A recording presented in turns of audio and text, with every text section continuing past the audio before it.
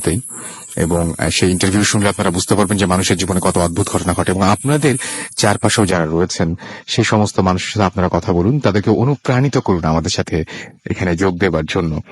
যাই হোক, আমরা আর কথা না বাড়িয়ে সরাসরি চলে যাই আমাদের মূল পর্বে। এবং এই পর্বে আমাদের সঙ্গে উপস্থিত রয়েছেন এমন একজন মানুষ যিনি, যার কিছু ক্ষমতা রয়েছে এবং যার একজন মানুষের সাথে পরিচয় রয়েছে যে কিনা তাকে হেল্প করে। আসলে মানুষ কথাটা বলে হয়তো ভুল করলাম, আমরা তার সাথে কথা বললে বুঝতে পারবো। কিন্তু আজ পর্যন্ত এর আগে কখনো কারোর সাথে এই সমস্ত ব্যাপারে শেয়ার করেননি কোনো কিছু। আজকে প্রথমবারের মতো, একদমই প্রথমবারের মতো তিনি তার জীবনের কিছু অভিজ্ঞতার কথা আপনাদের সামনে তুলে ধরবেন।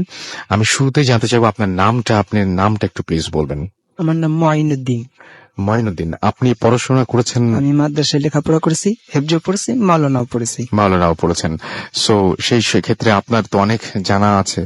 তো আপনি বলছিলেন যে আপনার বিশেষ কোনো ক্ষমতা রয়েছে, কিন্তু সেই ক্ষমতার কথা আপনি কখনোই কাউকে কখনো বলেননি। কেন বলেননি? না, কাউকে বলিনি। এখানে দেখা যেতেছে আমার কিছু সমস্যা দেখা দিতে পারে। এক নম্বর, যেমন আমার ভিতরে একটা অহংকার আসতে পারে। আচ্ছা, যে আমি একটা কিছু পারছি, কিছু করতে পারতেছি, আমার মানুষের দ্বারা কোনো ক্ষতি হইতে পারে, আমার ভিতরে একটা ফখর, গর্ব আসতে পারে। জি, সেজন্য আমি কখনো কোনো প্রকাশ করি, যাতে আমার কোনো ক্ষতি না হয়। এবং আজকে আপনি জাস্ট বলছেন, কিন্তু আপনার মধ্যে ওইরকম কোনো ফিল হচ্ছে না যে আমি একদমই ফিল হচ্ছে না। আমি একটু শুরু থেকে যাই। কবে আপনি প্রথম বুঝতে পারলেন যে আপনার ভেতরে অস্বাভাবিক বা কোন একটা ক্ষমতা আছে? এটা আপনি প্রথম কবে উপলব্ধি করতে পারলেন? আমার প্রথম উপলব্ধি আসে আমার আম্মুর কাছ থেকে। যেমন আম্মুর সাথে যে একটা খারাপ জিনিস থাকতো, আম্মুকে ভয় দেখাতো। তো আমি রাত্রে সারা রাত লিখতাম, লেখালেখি করতাম। তো যখন আমার ঘরে আমি দেখছি হঠাৎ একটা বাতাস আসে, আমার সামনে দিয়ে চলে যায় বাতাসটা, জানলাগুলো খুলে যায়। আমি, আমার ভিতরে একটা খারাপ লাগে যে সব বন্ধ, রাত বেলা, বাতাসটা তো খারাপ বাতাস, ভালো না। সেটা আমি বুঝতে পারি যে বাতাসটা তো ভালো বাতাস না। এই বাতাসটা কেন আসলো? আমি পুরো বাড়িটা ঘুরি, আম্মু যে ঘর ছিল, আম্মুর দরজা বন্ধ ছিল, আম্মু ভিতরে যে অস্থিরতা করতেছে, এটা আমার ভিতরে খুব ভিতরে আসতেছে যে ঘরে কিছু হইতেছে। দিনে এটা আমি আম্মুকে প্রকাশ করি যে আম্মু, রাত্রে আমি একটা বাতাস আসে, এটা আমার ভিতরে দেখা যায়, এটা আমার কাছে খুব খারাপ লাগলো। তো এই জিনিসটা কি হইতে পারে? আম্মু আমাকে বলতেছে, তুই তো মাদ্রাসায় লেখাপড়া করছিস, হয়তো তোর সাথে পাগলা জিন টিন থাকতে পারে। তা আমি বললাম, না, আমাদের ঘরে 6 জন ফ্যামিলি, এই 6 জন সদস্যের ভিতরে একজন কারোর কাছে আছে। তখন আম্মু আমাকে ঘটনাটা সত্যিকার বলে যে হ্যাঁ, আমার ভিতরে ছিল, কিন্তু আব্বু এটা আমাদের দ্বারা, হুজুর দ্বারা তারা দেওয়া হয়েছে, তো অনেকদিন আগে। তো আমি বললাম যে ঠিক আছে, এই জিনিসটা আমি ধরবো, যেটা কে কোত্থেকে আসে, কেন আসে। আমি এরকম লেখালেখির থেকে এটা প্রায় অনেকদিন দেখতাম। তো একদিন আমি সত্যি আম্মুকে বলছি, হ্যাঁ ঠিক আছে, এটা আমাদের ঘরে 6 জন সদস্য থেকে কারোর কাছে আছে, এবং সম্ভবত এটা আপনার কাছে। আম্মু এটা স্বীকার করে যে হ্যাঁ, এটা আমার ভিতরে আছে। এবং তার আগে আপনার মা কখনো আপনাকে আমাদেরকে বলেনি, কখনো বলেনি। প্রথম বললেন, প্রথম আমি যখন বলি আম্মুকে, তখন তিনি স্বীকার করেন এবং তিনি যে আগে কারো সাহায্য নিয়েছিলেন সেই বিষয়ে জানতে পারেন। আচ্ছা, কিভাবে এই ক্ষমতা আপনার কাছে আসলো? এই জিনিসটা আসে, আমি মাদ্রাসায় যখন লেখাপড়া করতাম, আমি আমাদের এলাকা মসজিদে নামাজ পড়তাম খুব ভালোভাবে, এবং এশার নামাজের পর আমার একটা কাজ ছিল, দাওয়াত দিতাম, তাবলীগের কাজটা করতাম। আচ্ছা, তা আমি আমার এলাকার ভিতরে যখন ভাইদেরকে দাওয়াত দিতাম, তা আমার ওই এলাকাটার ভিতরে মসজিদের কাছে একটা বট গাছ ছিল, এই অন্ধকার মধ্যে একটা লোক দাঁড়ানো থাকতো, খুব নোংরা অবস্থা, একটা পুরনো লুঙ্গি, খুব ময়লা, এবং সোয়েটার, খুব মোটা সোয়েটার পরা থাকতো। গরম কি শীত কি সবসময়, মানে শীতেও সোয়েটার পরে আছেন, গরমে সোয়েটার। আচ্ছা, এই একই অবস্থা, খালি পা, কেমন নোংরা দেখতো। আমি তার কাছে যেতাম না, আমার কাছে খারাপ লাগতো যে একটা নোংরা লোক, অশিক্ষিত কিরকম লাগতো। তারপর আমি দেখি যে আমার ভাইদেরকে দাও দিতেছি, একসময় ওদেরকে পাইনি, ওর সাথে যে কথা বলি, ওর সাথে পরিচয় হই, দেখি কি বলে। ওর সাথে যখন কথা বলি, তো ওর সাথে আমি যখন জিজ্ঞেস করি যে তোমার নাম কি, তো হাসে বলে, আকাশে দিয়ে তাকে বলে যে আকাশে অনেক তারা, ঠিক তাই না? তখন আমি বলি যে ও আচ্ছা, তাহলে তুমি তারা মিয়া। তখন ওই লোকটা আমাকে বলে, তুমি অনেক বুদ্ধিমান, তোমার অনেক বুদ্ধি। ও আমাকে মোল্লা ভাই বলেই ডাকে। আচ্ছা, আমাকে মোল্লা ভাই বলে ডাকে। যে হাফেজ বা মৌলানা, এটা উনি জানেন? উনি জানতে পারেন। আচ্ছা আচ্ছা আচ্ছা, উনি আমাকে মোল্লা ভাই বলেই ডাকতো, যে মোল্লা ভাই। আর আমিও তাকে তখন থেকে তারাবাই বলে ডাকতাম, যে আচ্ছা তারাবাই, কারণ উনি নাম বলেনি, ওই শুধু যখন বললো যে তারা, তখন আমি তাকে তারাবাই বলে ডাকতাম, দুষ্টামি করে অনেক করতাম। তার সাথে আমি যখন অনেক কথা বলতাম, হঠাৎ উনি একটা হাতের কাগজের ভিতরে 2টা মিষ্টি দিত আমাকে। আচ্ছা তখন আমি জিজ্ঞেস করতাম, কি ব্যাপার, আপনি তো আমার সাথে অনেকক্ষণ ছিলেন, অনেকক্ষণ কথা বললেন, খালি হাত, আপনার তো কিছু ছিল না, এখন মিষ্টি কোত্থেকে নিয়ে আসলেন? তো উনি বলে, আমার কাছে ছিল, তুমি খেয়ে নাও। তাই আমি বললাম, না আমি খাবো না, 2টা মিষ্টি আছে, আপনি একটা খান, আমি একটা খাবো নি। বললাম, না তুমি 2টা খাবা। তো আমি খাইছি। এরপরে এরকম অনেক দিন যাওয়ার পরে উনি আমাকে কিছু কলা আনতো, ছোট ছোট কলা, আঙ্গুর। তো একদিন আঙ্গুর যেগুলো ওনার পক্ষে আসলে জোগাড় করা জোগাড় করা, হ্যাঁ, খুব কঠিন। আমি দেখতাম খালি হাত পা, জি জি কারণ অন্ধকারই দাঁড়া থাকতো, আচ্ছা অন্ধকারই দাঁড়ায় থাকতো, কোনো কিছু নড়তো না, চড়তো না, আলোতে আসতো না, নিরিবিলি একা থাকতো। আমি কথা বলে আমার কথাগুলো শুনতো, মাঝে মধ্যে আমাকে খুব কড়া কড়া কথা বলতো। যখন আমি বলতাম, নামাজ পড়ো, নামাজ কেন পড়ো না, তুমি দিনে কাজের সাহায্যতা করো, তাবলিগ করো, এই করো, তুমি আমাকে চড়া চড়া কথা বলতো। বলতো, হ্যাঁ বাবার হোটেলে খাইতেছো, মার হোটেলে থাকতেছো, একবার নিজে পরিশ্রম করে দেখো না কি কিরকম হয়, কখনো গরিবের দিকে তাকায় থাকছো, গরিব দিকে দেখছো?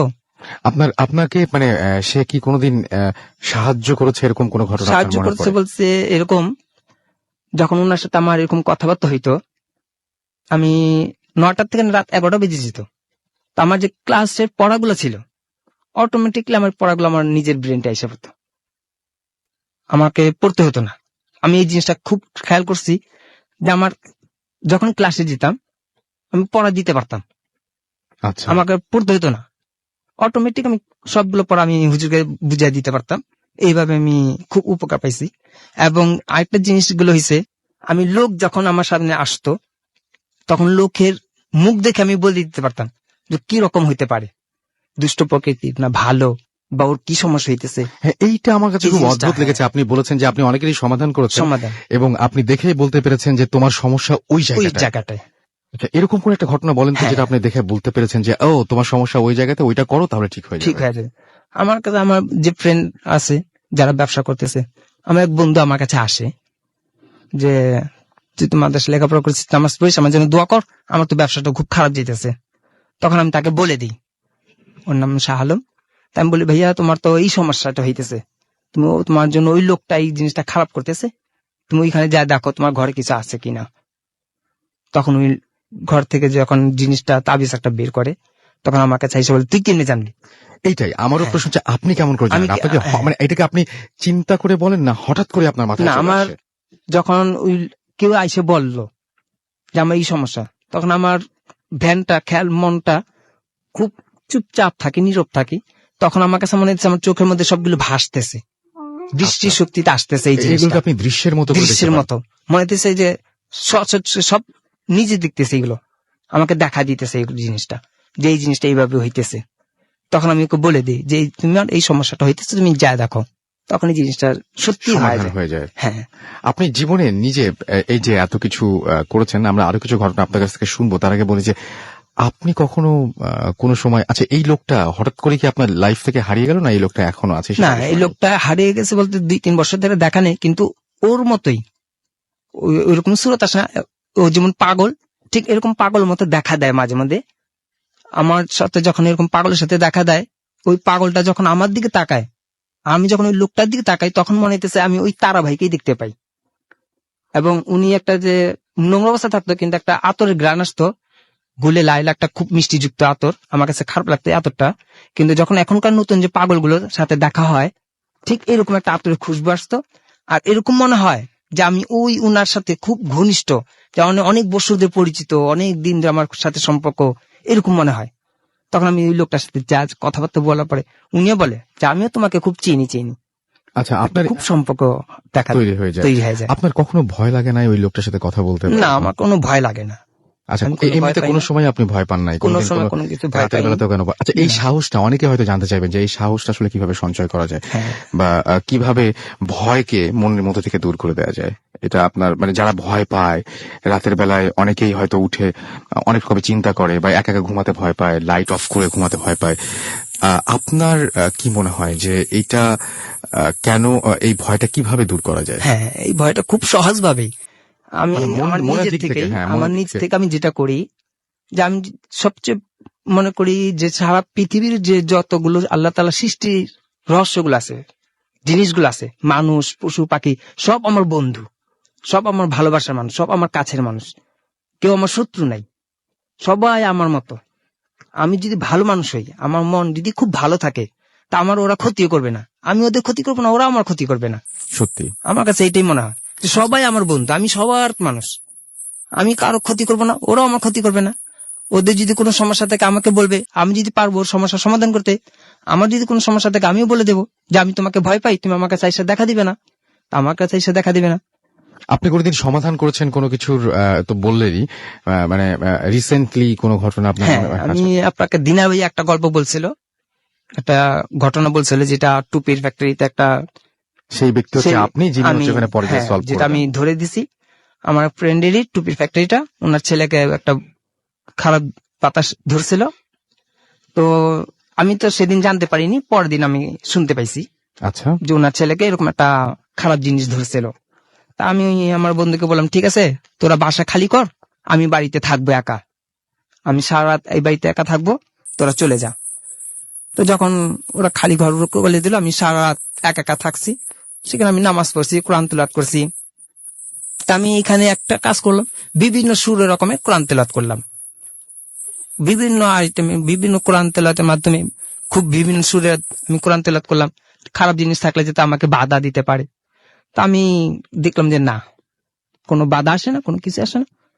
আর এটা 3টা পর্যন্ত আমি পুরো ছাদ ঘুরলাম, তারপর আমি দেখি যে না, কোনো কিছুই নাই। তারপর ঠিক ফজর শেষ হওয়ার আগেই আমি একটা খবর পাইছি, আমাকে বলছে, অদৃশ্য মতন একটা শব্দ আসে আমার কাছে এসে বলে যে দুপুর 12টা 12:30টার দিকে ওনার ছেলেকে যখন ছাদের মধ্যে খাওয়াইতেছিল, তখন একটা খারাপ বাতাস যেতেছিল, ওই বাতাসটা ওনার ছেলের লাগে। ওনার ছেলেকে যখন আক্রমণ হয়, ওই খারাপ বাতাসটা তার গায়ে লাগে পড়ে, এই জিনিসটা ওনাকে ক্ষতি করে। তা আমি বললাম, তাহলে এই জিনিসটা তোমরা সমাধান করে দাও, এই বাতাস যে আসবে। এরপরে ওই বাসায় যে একটা ভাড়িটা ছিল, একটা মেয়ে খোলা চুলে ছাদের মধ্যে দাঁড়াতো রাত্রেবেলায়, খুব কাছে, মানে ছাদের খুব ইয়াতে চলে গেত, কিনারায় চলে যেত। কিনারা চলে গেত। তো ওই মেয়েটার উপরে টার্গেট ছিল খারাপ জিনিসটার, যে মেয়েটাকেও ধরবে। তা আমি বললাম, ঠিক আছে এটা তোমরা সমাধান করো, যাতে পরবর্তীতে জিনিসটা না হয়। তো এই জিনিসটা এখনো ঠিক হয়ে গেছে, সমাধান পুরো কমপ্লিট। ওকে, আর হয়নি। আপনাকে অনেক ধন্যবাদ আমাদের সাথে সময় দেওয়ার জন্য, এবং আপনাকে বলার পরপরই আপনি যে রাজি হয়ে গেছেন এখানে আসতে, আপনাকে অসংখ্য ধন্যবাদ জানাচ্ছি। ভালো থাকবেন। আমাদের কাছে বেশ কিছু এসএমএস রয়েছে, আমরা সেই এসএমএস পড়ে ফেলতে চাই। আমাকে লিখেছেন নাটোর থেকে বৃষ্টি, যে তিনি বলছেন যে ভাই ভয় লাগছে না কেন? আমি আপনাকে শুরুতেই বলেছিলাম যে কোনো ঘটনা আমরা বলছি না, একটা ইন্টারভিউ নিলাম, কিভাবে জিনিসগুলো সমাধান হয় কি না হয় এটা জানিয়ে দিলাম আর কি। ঘটনায় আমরা যাব একটু পরেই। ইমন আমাদের কাওলা এয়ারপোর্ট থেকে লিখেছেন যে ভূত এফএম তার লাইফের অনেক মানে তার কাছে বেস্ট শো মনে হয় আর কি। শাওন আমাদেরকে লিখেছেন যে আই লাভ ইউর শো। আমার আসলে বেসিক্যালি এটা হচ্ছে আপনাদের শো, এখানে আমার কোনো ক্রেডিট নাই, কারণ আপনারা ঘটনা পাঠান বলে এই ভূত এফএম চলে, এবং আপনারা সবচাইতে ভালো জানেন সেটা। ধ্রুব আমাদের এসএমএস করেছেন গৌরীপুর ময়মনসিং থেকে, এবং তিনি বলছেন যে তার মনটা আজকে বেশ খারাপ। উৎস আমাদের লিখেছেন রামপুরা থেকে। এছাড়াও আমাদেরকে মোহাম্মদ আশুক আমাদেরকে এসএমএস করেছেন। এছাড়াও আমাদের এসএমএস করেছেন দেখতে পাচ্ছি তাসনিমা মিরপুর থেকে, এবং তিনি বলছেন ভাইয়া ফার্স্ট যে স্টোরি আবারও বলছি না, এটা ইন্টারভিউ ছিল একটা, সেটা তার কাছে ভালো লেগেছে। আমাদের কাছে এসএমএস করেছেন জুবায়ের গাইবান্ধা থেকে, এবং তিনি বলছেন যে এসএমএস পড়েন না কেন, আমি এসএমএস পড়তে কেবল শুরু করলাম। উর্মি ময়মনসিং থেকে আমাদের এসএমএস করেছেন, এবং তিনি বলছেন কষ্ট আমার একটাই যে আমার এসএমএস কখনো পড়া হয় না। আমাদেরকে এসএমএস করেছেন এছাড়াও দেখতে পাচ্ছি সঞ্জয় কুমার মাগুরা থেকে, আমাদেরকে ইমন দর্শনা থেকে এসএমএস করেছেন আমাদেরকে নুরুল নাটোর থেকে, এছাড়াও বাঁধন আমাদের ময়মনসিং থেকে এসএমএস করেছেন। মুরাদ আমাদের এসএমএস করেছেন গোপালগঞ্জ থেকে, এবং তিনি বলছেন ফার্স্ট যে স্টোরি ছিল সেটা অনেক ভালো ছিল। রক্স এবং আপন আমাদের এসএমএস করেছেন আমাদেরকে চৈতি সিলেট থেকে, এবং আমাদেরকে এসএমএস করেছেন দেখতে পাচ্ছি তাহের টঙ্গী থেকে, এবং আমাদেরকে এসএমএস করেছে, আচ্ছা তিনি বলছেন যে তিনি 2টা বই কিনেছেন, এবং তিনি সিডিটা চাচ্ছেন। আচ্ছা আমি এটা জানিয়ে দিব আমাদের অফিসের আমাদের যে কর্তৃপক্ষ রয়েছেন তাদেরকে। মাসুদ জুপিটার থেকে আমাদের এসএমএস করেছেন আমাদেরকে সৃষ্টি বরিশাল থেকে, এছাড়াও আমাদেরকে এসএমএস করেছেন রেজা ঢাকা থেকে, এবং আমাদের SMS করেছেন মেহেদি ভোলা থেকে। এছাড়াও রূপু আমাদের SMS করেছেন ডেমরা থেকে। ব্যাকগ্রাউন্ড মিউজিকটা অসাম, এই ক্রেডিটটা তো অবশ্যই গোস টু মাসুম, যে সে এই মিউজিকটা করছে এবং সে বেশ কিছু ভ্যারিয়েশন নিয়ে এসেছে, কিন্তু যেটাতে আমিও ইমেইলের মাধ্যমে আপনাদের বিভিন্ন ফিডব্যাক পেয়েছি। আমাদেরকে SMS করেছেন মেহজাবিন।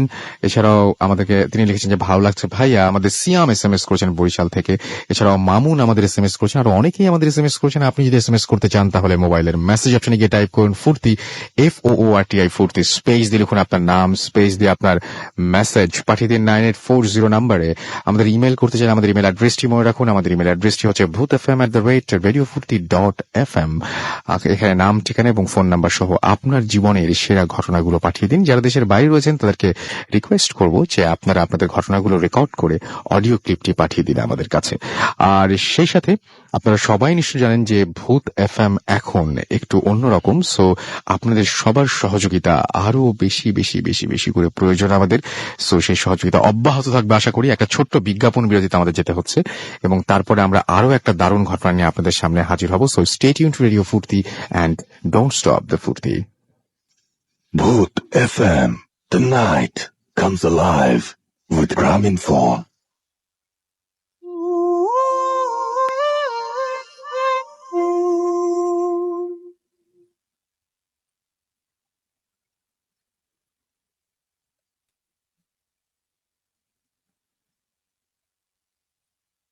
শুনছেন সবসময় রেডিও ফুর্তি 88.0 FM, বাংলাদেশের সর্ববৃহৎ রেডিও নেটওয়ার্ক। চলছে ভূত FM এবং আরো বেশি এখন ভূত FM ভয়ের একটু অন্যরকম উইথ গ্রামীণ ফোন। আমরা যেতে চাই আপনাদেরকে নিয়ে আরো বহুদূর। সো আমাদের সাথেই থাকুন। আর গেস হোয়াট, আমরা কি নিয়ে আলোচনা করছিলাম? কিছুক্ষণ আগে আমরা কিছু নিয়ে আলোচনা করছিলাম, একটু আগে যে যার আমরা ইন্টারভিউ নিলাম তার আরো বিশেষ কিছু ক্ষমতার কথা আমরা এতক্ষণ যখন বিজ্ঞাপন বিরতি চলছিল আমরা জেনেছি, এবং সেই ঘটনাটা আমরা কিছুক্ষণ পরে আপনাদের জানিয়ে দিব। সো আমাদের সঙ্গে থাকতে হবে এবং একটু ওয়েট করতে হবে সেই জন্য। এবং মানে সব যেটা যেটা বলবো সেটা শুনলে আপনারও খুব অবাক লাগবে, এবং আমি জানি যে তারপরে আমার কাছে বেশ কিছু ইমেল আসবে, তার ঠিকানা জানতে চাইবেন, আপনারা সবকিছু জানতে চাইবেন। নো প্রবলেম, তিনি ঢাকাতেই থাকেন। সো এটা নিয়ে চিন্তার কোনো কারণ নেই। আমি যেটা করতে চাই এখন আরো একটা ঘটনায় যেতে চাই, এবং যিনি এই মুহূর্তে ঘটনা শেয়ার করবেন তিনি অনেক কষ্ট করে সরাসরি কুষ্টিয়া থেকে ঢাকায় এসেছেন, এবং কুষ্টিয়া থেকে ঢাকায় এসে আপনাদেরকে ঘটনা শোনাতে এসেছেন। সুতরাং বুঝতেই পেরেছেন অনেক অনেক অনেক কষ্ট করেছেন। এবং কেন তিনি এসেছেন, তার যে বাড়িটা আছে, কুষ্টিয়া যে বাসাটা আছে, সেটাকে তিনি এভাবে মানে উল্লেখ করেছেন যে সেটা এখন একটা পর্যটন এলাকা, অর্থাৎ প্রচুর পর্যটক বা টুরিস্ট সেই বাসাটা ভিজিট করছে এবং সেই বাসা দেখতে যাচ্ছে যে আসলেই উনি যে ঘটনা বলছেন সেই ঘটনা সত্যি কিনা। 20 দিনের মতো এরকম নাকি টুরিস্ট এলাকায় পরিণত হয়েছিল তার বাসাটা, এবং কি ঘটেছিল তেমন কিছুই ঘটেনি, কিন্তু কি জন্য মানে আপনার শুনলে আপনারও দেখতে ইচ্ছা করবে। সো শুনে আসি তার কাছ থেকে যে কি ঘটনা ঘটেছিল, কেন সেই সাধারণ বাড়িটা হঠাৎ করেই একটা পর্যটন এলাকায় পরিণত হলো, সেটা আমরা শুনে আসি। ভাই আপনার নামটা কি একটু বলবেন প্লিজ? আমি রাকিব বলছি, কুষ্টিয়া। কুষ্টিয়া কোথায় থাকেন আপনি? আমি কুষ্টিয়া শহরের মধ্যে থাকি, আরোয়াপাড়া 2 নম্বর স্কুল। এবং আপনাদের বাড়িটা কি এখনো কি পর্যটক এলাকা হিসেবে?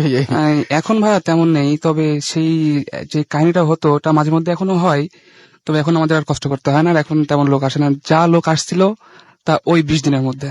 20 দিনের মধ্যে আমরা তো মানে এই জায়গাটাতে যেতে পারি যে আমরা একদিন ঘুরে আসতে পারি। হ্যাঁ সেটাই। আচ্ছা, যদি আমাদের নসিব ভালো থাকে অবশ্যই দেখতে পারবো। আচ্ছা, তো আমরা অপেক্ষায় আর না রাখি, আমরা সরাসরি চলে যাই ঘটনায় যে কি ঘটেছিল আপনাদের সেই বাড়িটা, যেটা হঠাৎ করে আপনাদের সাধারণ বাড়িটাকে একটি বিশেষ বাড়িতে পরিণত করেছিল। ঘটনার সূত্রপাত 2011 সালের জুন মাস। আমি কুষ্টিয়াতে পড়াশোনা করি। আমার এসএসসি পরীক্ষা শেষ, আমি কোচিং করতেছিলাম পলিটেকনিক্যালে অ্যাপ্লিকেশনের জন্য। তো কোচিং শেষের দিকে আমি বাসায় আসলাম মে মাসের শেষের দিকে, যাতে করে জুন মাসের খরচটা নিয়ে বাসায় যাবো, মানে কুষ্টিয়াতে চলে যাবো। আবার বাসায় আসার পরে অনেকদিন পর যেহেতু বাসায় আসছি, বাসার লোকজনও খুশি, সেহেতু বাসায় থাকলাম। প্রথম দিন তেমন কিছু হয়নি, রাতটা ভালো মতোই কাটলো। আমি আম্মাকে বললাম রাত্রে যে আমি কয়েকদিন বাসায় থাকবো, তিনি বললেন ওকে থাকো, সমস্যা নাই। তো পরের দিন সারাদিন বন্ধু বান্ধবের সাথে আড্ডা দিলাম, খুব ঘোরাঘুরি। যা ঘটনা ঘটে ওই পরের দিন সন্ধ্যায় বাড়ির পাশে চাচাতো ভাই চাচাদের বাসা, অনেকদিন দেখা সাক্ষাৎ নাই। সো আমি গেলাম সন্ধ্যার দিকে তাদের সাথে দেখা করতে গিয়ে অনেক আনন্দ, কথাবার্তা, হাসি কান্না, মানে সব দিকেই সব রকম কথাবার্তা হচ্ছে। এমন কথার ফাঁকে ফাঁকে হঠাৎ করে দেখলাম আমরা বাসার দক্ষিণ কর্নারে একটা আগুনের ফুলকি। যে আগুনটা কিনা এমন, আগুনটা যেমন গ্যাসের আগুন হয় সবুজ বর্ণের, ঠিক তেমন সবুজ বর্ণের আগুন বাড়ির দক্ষিণ পাশে। আমরা দেখে তো অবাক যে কি ব্যাপার, এখন হঠাৎ করে আগুন কিভাবে ধরে। আমরা মনে করছি যে কোনো শয়তান বাচ্চা টাচ্চা হয়তো দুষ্টামি করে জ্বালাইছে। বাট আমরা যাওয়ার পরে আগুনটা নেভানোর চেষ্টা করলাম। তো আগুনটা এমন যে আগুনটা আমরা এখানে নিভাচ্ছি, প্লাস এক পা দু পা পার হয়ে গিয়ে আবার ধরতেছে, ওখানে নিভাচ্ছি আবার দু এক পা গিয়ে আবার ধরতেছে, এমন আগুনটা জ্বালাইতেছিল, খুব আকারে প্রচন্ড জ্বালাচ্ছে। কিছুক্ষণ পর এমন আধা ঘন্টার মতো যায়, আধা ঘন্টা যাওয়ার পরে আগুনটা এক পর্যায়ে থামে। আগুনটা থামার পর বাসায় আসলাম, বাসায় আসার পরে ফ্রেশ হয়ে রাত্রে ডিনার করব। তো ডিনারের জন্য বসছি, টেবিলে বসাও সারা, বাট বসার পর পরে আবার চিৎকার, আগুন আগুন আগুন। আমরা গিয়ে দেখি সেই একই ধরনের, যেটা সন্ধ্যায় হয়েছিল ঠিক একই ধরনের আগুন আবার সেই শুরু করছে। আগুনটা এমন ভাবে ধরছে, তো বললামই একবার, মানে এক জায়গায় নিমাচ্ছি আর এক জায়গায় ধরছে, এক জায়গায় নিমাচ্ছি আর এক জায়গায় ধরছে, এমনকি সেই আগুনটা আমার গায়েও ধরছিল। আমার মানে শরীরে লুঙ্গি ছিল, রাত্রে যেহেতু ঘুমাতে যাবো সেজন্য লুঙ্গি পরছিলাম। তো লুঙ্গির নিচের এক কর্নারে আগুনটা ধরেছিল এবং লুঙ্গির অনেকখানি পুড়ে গিয়েছিল। বাট আগুনটার একটা বৈশিষ্ট্য এই যে আগুনটার কোনো প্রকার, যে আগুনের একটা হিট থাকে, তাপ, গরম, এই এমন কোনো গরম হিট সে আগুনটার নেই, শুধুমাত্র ধরতেছে প্লাস পুড়ে ছাই। এমন করে রাতটা অনেক কষ্টে কাটালাম। এমনকি মানে আমাদের অলস টাইম আমাদের হাতে পানির পাত্র রাখা লাগতো, যে কখন কোথায় আগুন ধরে সেটা নেভাতে হবে। এই ঘরের চালে, টিনের মাথায়, গাছের ডালে, মানে আগুনের মানে কোনো সীমা নেই, আগুন ধরতেই আছে, আমরা নিভাতে পারছি না, একের পর এক নিভাচ্ছি, একের পর এক ধরছে। রাতটা অনেক কষ্টে রাত পার করলাম। সকালবেলাতে গ্রামের মধ্যে একটা ছড়াছড়ি হয়েছে, অনেক জনের মতো অনেক রকম কথা। কেউ বলে এটা জিনের আগুন, কেউ বলে ভূতের আগুন, কেউ বলে কোনো বাবা পীর, বাবা ভণ্ড পীরের আসর পড়ছে, এ পড়ছে ও পড়ছে, অনেক রকম কথা। তো গ্রামের যারা মুরব্বী ছিল প্লাস মসজিদের ইমাম সাহেব বললেন তোমাদের বাড়িতে একটা মিলাদ মাহফিল দাও, হয়তো এটা করলে ঘটনাটা সেরে যাবে। তোমরা সেটা করি। তারপরের দিনই বিকাল বেলায় মিলাদ দিই। মিলাদ দেওয়ার পর এমনকি মিলাদের মাঝে হুজুরের সামনেও আগুন ধরে যায়, আবার নিভাই, আবার মানুষজন যেখানে বসে আছে ওর মধ্যেও আগুন ধরে যায়। এক পর্যায়ে মিলাদ শেষ হলো, রাত্রে তাও আগুন নিভে না। এমনকি পর আমরা 3 দিন 3বার মিলাদ দিয়েছি, তাতেও আগুনের খ্যাত হয়নি, আগুন জ্বলতেই আছে। ঘটনার শুরুর দিকে আমাদের বাসায় তেমন কোনো ক্ষতি হয়নি, জাস্ট এই জামা কাপড় পরতেছে, খড়ি পরতেছে হাবিজাবি। কিন্তু যেটা ভয়াবহ ক্ষতি হয় সেটা হচ্ছে ঘটনার পঞ্চম দিন সন্ধ্যায় আমাদের এক ট্রাক ভর্তি ধান আসে, বিকজ আমার কাকুর চাউলের মিল আছে, যেটা ধান থেকে চাউল করে অটো মিল করে বাইরে ছেড়ে দেওয়া হয়। তো এই ট্রাক ভর্তি ধান আসে, সে ধানটা ভাঙাইতে হবে। ধান নামানো হয়েছে, ধান নামা মিলের মধ্যে রাখা হয়েছে। তো পঞ্চম দিন সন্ধ্যায় আমার কাকু কেন যেন মিলে যায়, মানে ধানটা দেখার জন্য, অথবা যেসব মিলের মজুরি আছে তাদেরকে, মানে লোকজন আছে তাদেরকে মজুরি দেওয়ার জন্য যায়। তো গিয়ে তিনি অবাক, গিয়ে দেখেন যে ট্রাক ভর্তি ধান ছিল, সেই ধানের অর্ধেকটার বেশি পুড়ে ছাই, আর বাকি অর্ধেকের আছে, অর্ধেক বা অর্ধেকের কিছু কম হবে, সেই অর্ধেকটা আছে। তিনি দেখে তার মাথায় তো তিনি মানে একবারে বাজ পড়ার মতো, যে কি অবস্থা, হঠাৎ করে এখানে আগুন ধরে কিভাবে। তিনি আর তার বুঝতে বাকি থাকলো না যে এটা সেই আগুন, বাসার আগুনই, এখানে আমাকে ওইখানেও জ্বালাচ্ছে। ষষ্ঠ দিন, পঞ্চম দিন রাত চলে যায়, ষষ্ঠ দিন সকালে আমার কাকি রুমের মধ্যে তার একটা স্টিলের বাক্স থাকে, যেটা তালাবদ্ধ থাকে। তো ওই বাক্সর মধ্যে তার রুমের যাবতীয় জিনিসপাতি, প্রয়োজনীয় জিনিসপাতি, টাকা পয়সা এবং কি ভালো ভালো জামা কাপড়, সেটা তিনি ওর মধ্যে রাখেন। রাখার কারণে সেগুলো অনেক ভালো থাকে, যেহেতু সেফটি থাকে। তো কি কারণে যেন তিনি বাক্সটা খুলতে যান, মানে কি একটা প্রয়োজন, টাকার জন্য না কিসের জন্য যেন।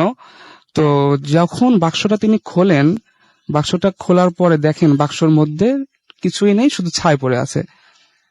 তিনি কান্নাকাটি শুরু করেন যে কি হচ্ছে আমাদের সাথে, আসলে আমরা জানি না কেন হচ্ছে। আমাদের বাড়িতে সবাই 5 ওয়াক্ত নামাজ পড়ে, এমনকি আমিও মাদ্রাসাতে পড়াশোনা করি, আমি হেফজ করছি।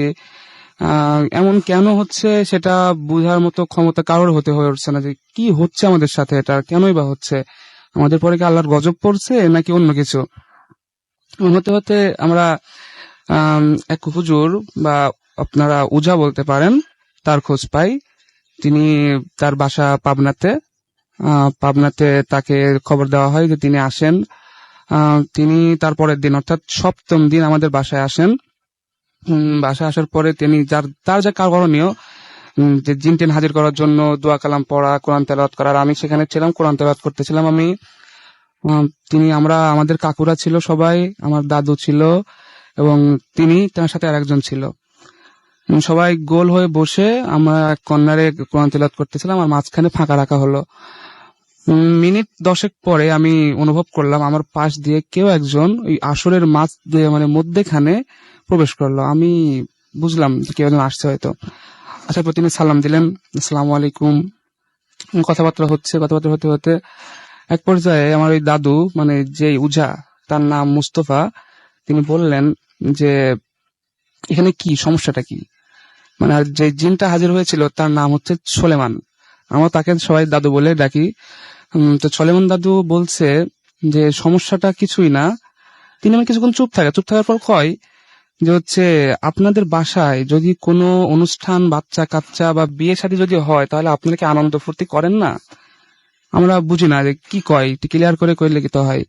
তখন ওই মোস্তফা দাদু ওই জিনকে আবার প্রশ্ন করে যে ক্লিয়ার করে কও কি হয়েছে এখানে। তখন তিনি যেটা কয় সেটা হচ্ছে এমন, যে এই বাসায় অনেকদিন পরে এই বাসার বড়, মানে যে বেটার বউ, মানে বড় ছেলের বউ, তার বাচ্চা হয়েছে একসাথে 5টা।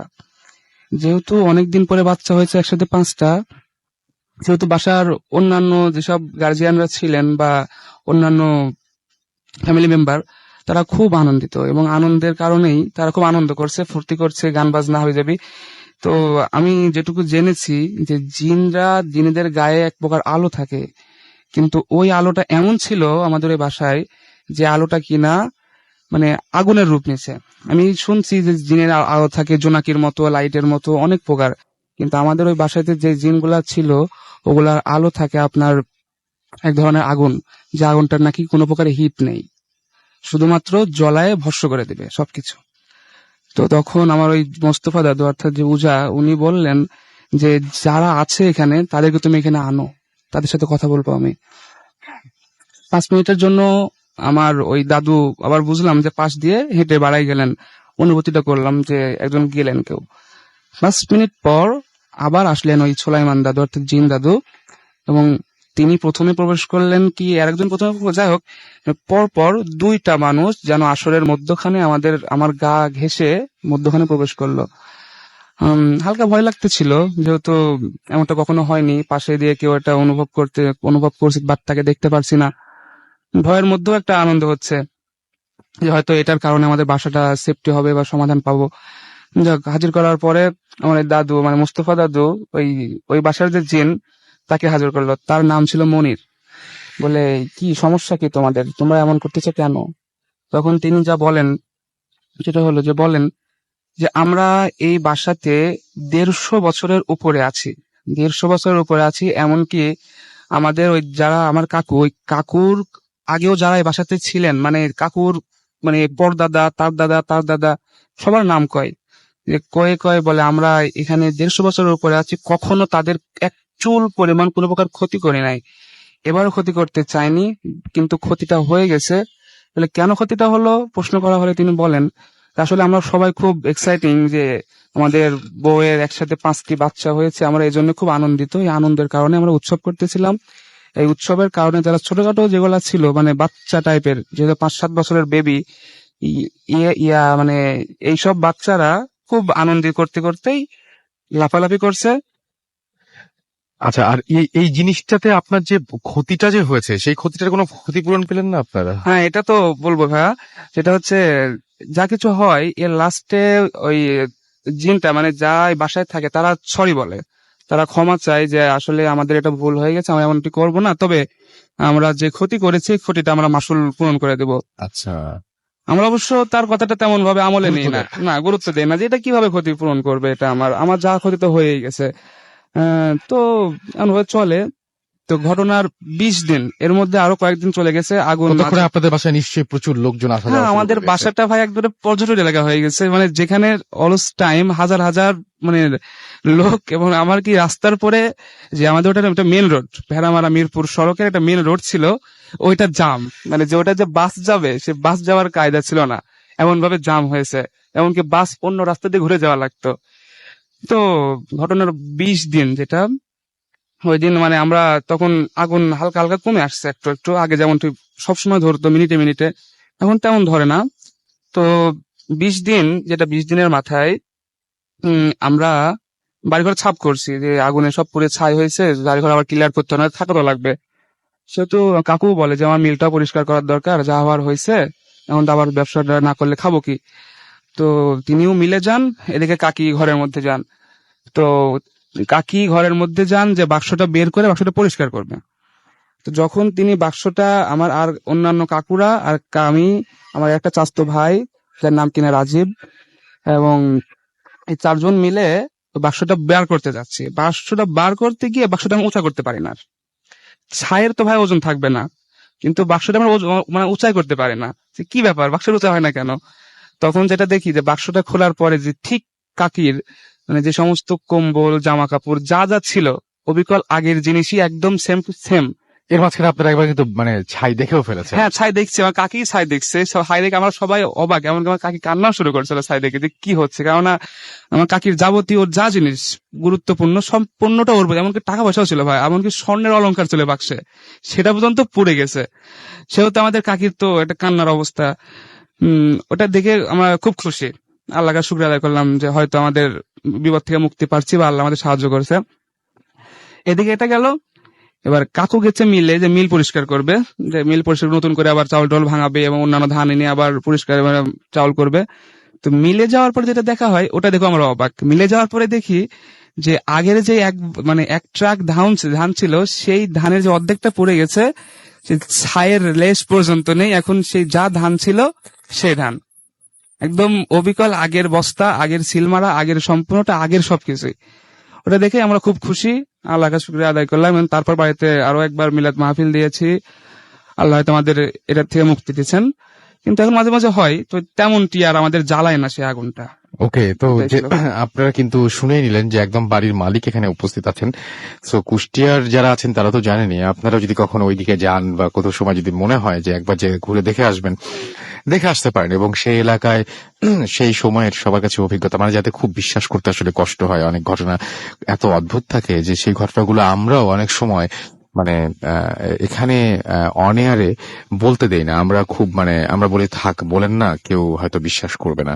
তো এরকম আসলে প্রমাণও আসলে করতে পারি না কখনো। বাট এই যে উনি যেহেতু বললেন উনি নিজেই সেই বাড়ির একজন ভদ্রলোক, সুতরাং বুঝতেই পারছেন যে আপনারা চাইলে সরাসরি সেখানে যে কিন্তু ঘুরে আসতে পারেন, দেখে আসতে পারেন। ঠিকানা উনি বলেই দিলেন এবং মূল সড়কের কাছেই বাসা, সুতরাং খুঁজে পাওয়াটাও এত বড় ব্যাপার না। যাই হোক, আমি দেখতে পাচ্ছি বেশ কিছু SMS চলে এসছে। মিল্টন নরসিংদী দাসপাড়া থেকে আমাদের SMS করেছেন যে রাসেল ভাই, আমার শরীরটা অনেক খারাপ, আমার জন্য দোয়া করবেন। আমি দোয়া করলাম, আমরা সবাই দোয়া করলাম। ঘোস্ট ওয়ার্ল্ড আমাদের SMS করেছেন।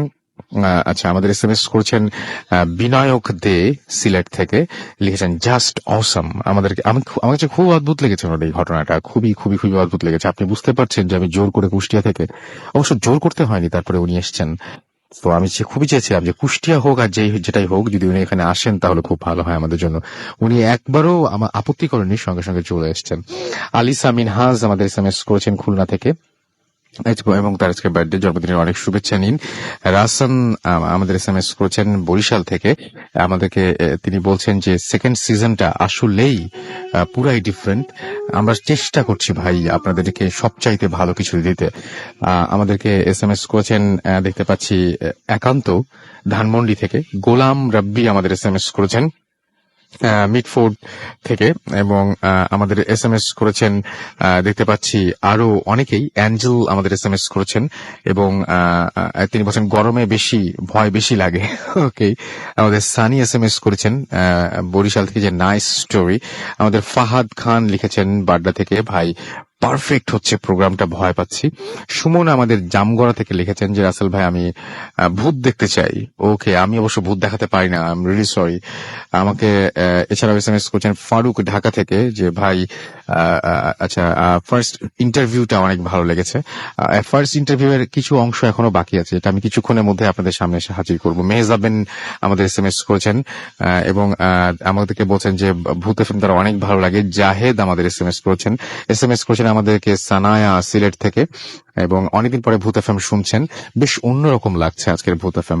আমাদেরকে লিখেছেন এছাড়াও ডার্ক সোল টাঙ্গাইল থেকে শম্পা আমাদের এসএমএস করেছেন, এবং আমাদের এসএমএস করছেন রানা, আমাদের এসএমএস করছেন ইমু, আমাদের এসএমএস করছেন আরো অনেকেই। সো আপনিও যদি এসএমএস করতে চান তাহলে মোবাইলের মেসেজ অপশনে গিয়ে টাইপ করুন ফুর্তি, FOORTI ফুর্তি, স্পেস দিয়ে লিখুন আপনার নাম, স্পেস দিয়ে আপনার মেসেজ পাঠিয়ে দিন 9840 নাম্বারে। আর আমাদের যদি ইমেল করতে চান তাহলে আমাদের ইমেল অ্যাড্রেস হচ্ছে bhutfm@radiofurti.fm। দিনার এখানে আছেন, এবং দিনারের ঘটনায় যাওয়ার আগে আমরা একটা বিজ্ঞাপন বিরতিতে যাব। তবে তার আগে দিনারের কাছ থেকে জেনে নেব যে কিছু জিনিস ঘটেছে, যেটা আমি হঠাৎ করেই এখানে আসার আগে দেখলাম যে আমাদের ওয়াশরুমের মধ্যে আমাদের সবগুলো গেস্ট একসাথে ওয়াশরুম থেকে বেরিয়ে আসলো। খুব অস্বাভাবিক ঘটনা। পরে এখানে স্টুডিওতে এসে আমি যখন খুব দিনারকে প্রশংসা করছিলাম যে থ্যাংক ইউ সো মাচ এরকম একজন মানুষকে নিয়ে আসার জন্য যিনি অনেক কিছু জানেন, তখন দিনার যেটা বলছিল আমাকে যে উনি তো কথা বলেন না কারোর সাথে, এবং ওনার জীবনের আরো কিছু তথ্য দিনার দিতে চায়। আমার মনে হচ্ছে উইথ হিজ পারমিশন, না? জি রাসেল ভাই। ফাইন। সো উনি আসলেই কারোর সাথে কোনো সময় কোনো আলাপ করেন না? জি রাসেল ভাই, বেসিক্যালি হচ্ছে কি যে উনি ছোটবেলা থেকে, আমি যতটুকু শুনছি আমার কাজিনের কাছ থেকে, যে উনি এখন যে কারখানায় আছেন উনি সেখানেও কারোর সাথে তেমন একটা কথাবার্তা বলেন না। এবং আমি মানে এখন পর্যন্ত যত মানুষ দেখছি, মানে আমার কাছে মনে হচ্ছে যে উনি একটু ডিফারেন্ট। যে উনার একটা কথা কি যে উনি আমাকে অলওয়েজ বলছে যে দেখো যে আমি ভাই এগুলা কারোর সাথে শেয়ার করতে চাই না, বিকজ এতে অনেক প্রবলেম হতে পারে। তো আমরা যখন অন এয়ার আগে যখন রাসেল ভাই বাইরে ছিলাম, তখন আমি এটা আপনাকে বলতে ভুলে গেছিলাম যে ওনার একটা অ্যাবিলিটি আছে, যে সেটা হচ্ছে যে উনি কোথাও যাওয়ার পর যে সেখানে কোনো ইনভিজিবল মানে কিছু আছে বা প্যারানর্মাল কিছু আছে কিনা এটা উনি বলে দিতে পারেন। তো আমি ওনাকে আসার সময় রিক্সায় বলতেছিলাম যে আচ্ছা আপনি তো যাবেন, আপনি অন এয়ারে আর টয়লেটে বা যেখানে আপনি যান তো একটু বলবেন কাইন্ডলি। তো আমরা যখন বাইরে বসেছিলাম তখন আসলে উনি টয়লেট থেকে এসে মানে উনার মানে একটু অন্যরকম ফেস ছিল। তখন আমি বললাম যে ভাই কি হয়েছে মনিউদ্দিন ভাই? তখন উনি বলতেছে যে এরকম টয়লেটে আমার কাছে মনে হচ্ছে একটু নর্মাল কিছু না, ওখানে কোনো প্রবলেম আছে। তখন কিন্তু আসলে আমরা যতগুলো গেস্ট ছিলাম একসাথে, আমরা কিন্তু সবাই একসাথে সেখানটা যাই, এবং উনি আমাদেরকে বুঝা বলেন যে আপনারা ফিল করতে পারবেন কিনা আমি জানি না, কিন্তু আমি যেটা বললাম যে এখানে একটা না, মানে ব্যাপারটা হচ্ছে কি যে আমাদের এখানে আরো একজন এসেছিলেন যিনি, তিনিও যে জায়গাটা দেখেছিলেন সেটা টয়লেটের খুব কাছে। আমার কাছে এটা খুব অদ্ভুত লাগলো, সেটা টয়লেটের খুব খুব খুব খুব কাছে। এবং উনিও বললেন যে টয়লেটের ইয়েতে মানে উনি একদম টয়লেটের পাশেরই একটা অংশ দেখেছিলেন যেখানে আর কি আমাদের যাই হোক আমি সেটা উনি বলছি কিন্তু না। রাসেল ভাই জানতেন না। আরেকটা কথা হচ্ছে যে এটা উনি হয়তো বা মানে উনি কাউকে বলেননি, সেটা হচ্ছে যে উনার আরেকটা অ্যাবিলিটির কথা, সেটা আমি বলি যে আপনি যদি উনাকে কখনো কারো সম্পর্কে জানতে চান, জাস্ট তার নামটা, তার প্যারেন্টস এর নামটা তাকে বলবেন। উনি স্পেসিফিক দেখতে কেমন এবং উনার আপনার প্রতি উনার থটসটা কেমন, উনি আপনাকে কোন চোখে দেখতেছেন, আপনার প্রতি উনার রেসপেকটেশন বা কোথায় কি, উনি A to Z বলে দিতে পারেন। এবং উনি একটু সময় নেন, এবং এটা আমি বিলিভ করছি হচ্ছে এলো উনাকে যখন আমার কাজিন কোয়েশ্চেন করে যে এরকম আমার ভাই হচ্ছে ওর নাম দিনার, ওর বাবার নাম হচ্ছে মোহাম্মদ ওয়াহিদ, মানে সাপোজ যে যদি এরকম কেউ কিছু বলে যে আমার নাম রিয়েল ছিল, আচ্ছা আচ্ছা আচ্ছা রিয়েল কোয়েশ্চেন করা হয়েছিল যে এরকম দিনার, ওর বাবার নাম হচ্ছে মোহাম্মদ ওয়াহিদ, বলেন তো ভাই যে আমার চাচা দেখতে কেমন। তখন উনি বলতেছিল যে এরকম আপনার চাচার চাপদারি আছে, উনি অলওয়েজ সাদা শার্ট পরেন আর খুবই ভদ্রলোক, এমনি ফ্রাইডেতে উনি ওনার মার বাসায় গিয়ে টাইম পাস করেন। এটা কিন্তু রাসেল ভাই খুবই মানে অবাক করা একটা ব্যাপার ছিল, যেখানে উনি আমার বাবাকে চিনতেনও না এবং উনি আমাদের ফ্যামিলি সম্পর্কে কিছুই জানতেন না।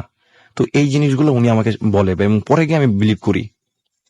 আর হচ্ছে কারখানার যে ঘটনাটা বললাম, এটা বলার পর কিন্তু উনাকে কেউ বলেনি যে কারখানার প্রবলেমটা, উনি কিন্তু নিচ থেকে গিয়েছিলেন ওখানে। আর উনি আমাকে বলতেছিলেন যে আমি চাই না কেউ জানুক, কজ এতে হচ্ছে কি যে অনেকে আমার কাছে বিভিন্ন সমস্যা নিয়ে আসবে বা এটা নিয়ে আসবে, হয়তোবা আমার দ্বারা তার মানে উনি এগুলো সলভ করতেও চান না আসলে, জি, ইন্টারেস্টেড। এটা উনি একটা ঘটনা তো বলতে ভুলে গেছেন যে উনার একটা প্রবলেম হয়েছিল এই রিলেটেড। তারপর উনি বলে যে হয়তোবা অনেকে ভালোর জন্য আসবে বা অনেকে খারাপ কোনো কাজের জন্য আসবে। কিন্তু রাসেল ভাই উনি কিন্তু প্রথমে আসতে চাচ্ছিলেন না মোটো। দেন যখন আমি ওনাকে রিকোয়েস্ট করে আপনার কথা বলি স্পেসিফিক, যে রাসেল ভাই আমাকে পার্সোনালি বলছে আসার জন্য, আপনাকে নিয়ে আসার জন্য। হ্যাঁ, আমি আসলে পরিচিত অপরিচিত সবাইকেই বলছি যে আপনাদের হেল্প খুব দরকার, কারণ আমি আমার সবাইকে হয়তো যে বুঝিয়ে আসা বা সবাইকে রাজি করানো সম্ভব না। একজন মানুষ যদি থাকেন ধরুন এই যে আজকে কুষ্টিয়া থেকে এসছেন, আরেকজন মানুষ যদি থাকেন খুলনায় যিনি অনেক বেশি কিছু জানেন, আমার সব জায়গায় যাওয়া সম্ভব না। কিন্তু আপনারা যারা ভূত এফএম কে ভালোবাসেন, যারা ভূত এফএম এর সঙ্গে রয়েছেন, যারা ভূত এফএম কে আরো অনেক দূর, আরো বহু দূর এগিয়ে নিয়ে যেতে চান, তারা হয়তো আমাকে হেল্প করতেই পারেন। এবং আপনারা তো হেল্প করে যাচ্ছেন, কারণ আপনারা অনেকেই দেখতে পাচ্ছি যে মানে এতদিন ধরে ঘটনা পাঠাচ্ছেন, যদি না পাঠাতেন তাহলে তো সবকিছু শেষ হয়ে যেত আর কি। তো যাই হোক, এবং শুরুতে আমরা শুরু করেছিলাম আপনাদের সাথে, এবং এখন মানে এই ভয়, এই ভূত জিন যাই বলি না কেন, এটা বাংলাদেশে একটা বিরাট আলোচনার ব্যাপার। এটা এখন সব জায়গায় মানে আমাদের ভেতরে ঢুকে গেছে। আমরা এখন মানে এই ধরনের বই পড়তে পছন্দ করছি, এই ধরনের মুভি দেখতে পছন্দ করছি। বাংলাদেশে এটা মানে একটা বিরাট একটা জায়গা করে নিয়েছে এই জায়গা, মানে এই ব্যাপারটাই। সেটা কারা করেছে সেটা তো মানে আমরা তো শুধুমাত্র প্রচার করে গেছি, আপনারা করেছেন, আপনারা আপনাদের ঘটনা পাঠিয়ে সেটা করেছেন। এবং আমরা মানে এটা এটা এটা এটা এটা এটা অস্বীকার করার কোনো উপায় নেই আর কি। যাই হোক, তো মানে আমার মনে হয় যে দিনের আমরা এরকম গেস্ট আরো পাবো অনেকেই জি অনেকেই। ইনশাল্লাহ রাসেল ভাই, আমি মানে পার্সোনালি বলি যে আমি ভূত এফএমকে অনেক ভালোবাসি, এবং সেই ভালোবাসা থেকেই আজ পর্যন্ত ভূত এফএমের সাথে আছি। Okay. এবং আমি চেষ্টা করব মানে এরপরে এরকম কিছু গেস্টদের নিয়ে আসার জন্য। ওকে, আমার কাছে আরো একটা ঘটনা রয়েছে, যে ঘটনাটা একটু মানে অন্যরকমই বলবো। এবং এই ঘটনাটি যার কাছ থেকে আমরা পেয়েছি তাকে আবার জোগাড় করে দিয়েছেন আমাদের বাবু ভাই, এবং মানে বাবু ভাই আবার মানে যাকে কন্ট্যাক্ট করেছেন তিনি জোগাড় করেছেন রাজশাহী উত্তরবঙ্গের প্রত্যন্ত কোন জায়গা থেকে, আচ্ছা কোন প্রত্যন্ত একটা এলাকা থেকে এটা করেছেন। যিনি এটা করেছেন তার নাম হচ্ছে, যিনি সংগ্রহ করেছেন ভূত এফএম এর জন্য, তার নাম হচ্ছে আতাউল হাবিব। তিনি গুলশানে থাকেন, নিকেতনে। এবং এই কাহিনীটা তিনি উত্তরবঙ্গের প্রত্যন্ত কোন একটা অঞ্চল থেকে তিনি কালেক্ট করেছেন, এবং এইটার একটা অডিও ক্লিপ তিনি আমাদের জন্য পাঠিয়েছেন, খুব সংগ্রহ করে পাঠিয়েছেন আর কি। তাকে আমার হাবিব ভাই, আপনাকে অনেক অনেক অনেক অনেক ধন্যবাদ জানাচ্ছি। এবং এই ঘটনাটিও বিশেষ ধরনের। তবে এই ঘটনায় যাবার আগে অবশ্যই আমাদের ছোট্ট বিরতিতে যেতে হচ্ছে, এবং বিরতির পরে আমরা এই ঘটনা নিয়ে ফিরে আসছি। সো আমাদের সঙ্গেই থাকুন। আমরা এই ঘটনাটা আসলে বিরতির পরপরই শুনবো আশা করছি। মাঝখানে অন্য কোনো ঘটনা শুনতে পারি, দেখা যাক কি হয়। আপনারা আমাদের সাথে থাকুন। স্টে টিউন টু রেডিও ফুর্তি অ্যান্ড ডোন্ট স্টপ দ্য ফুর্তি। FM, the night comes alive with Gramophone.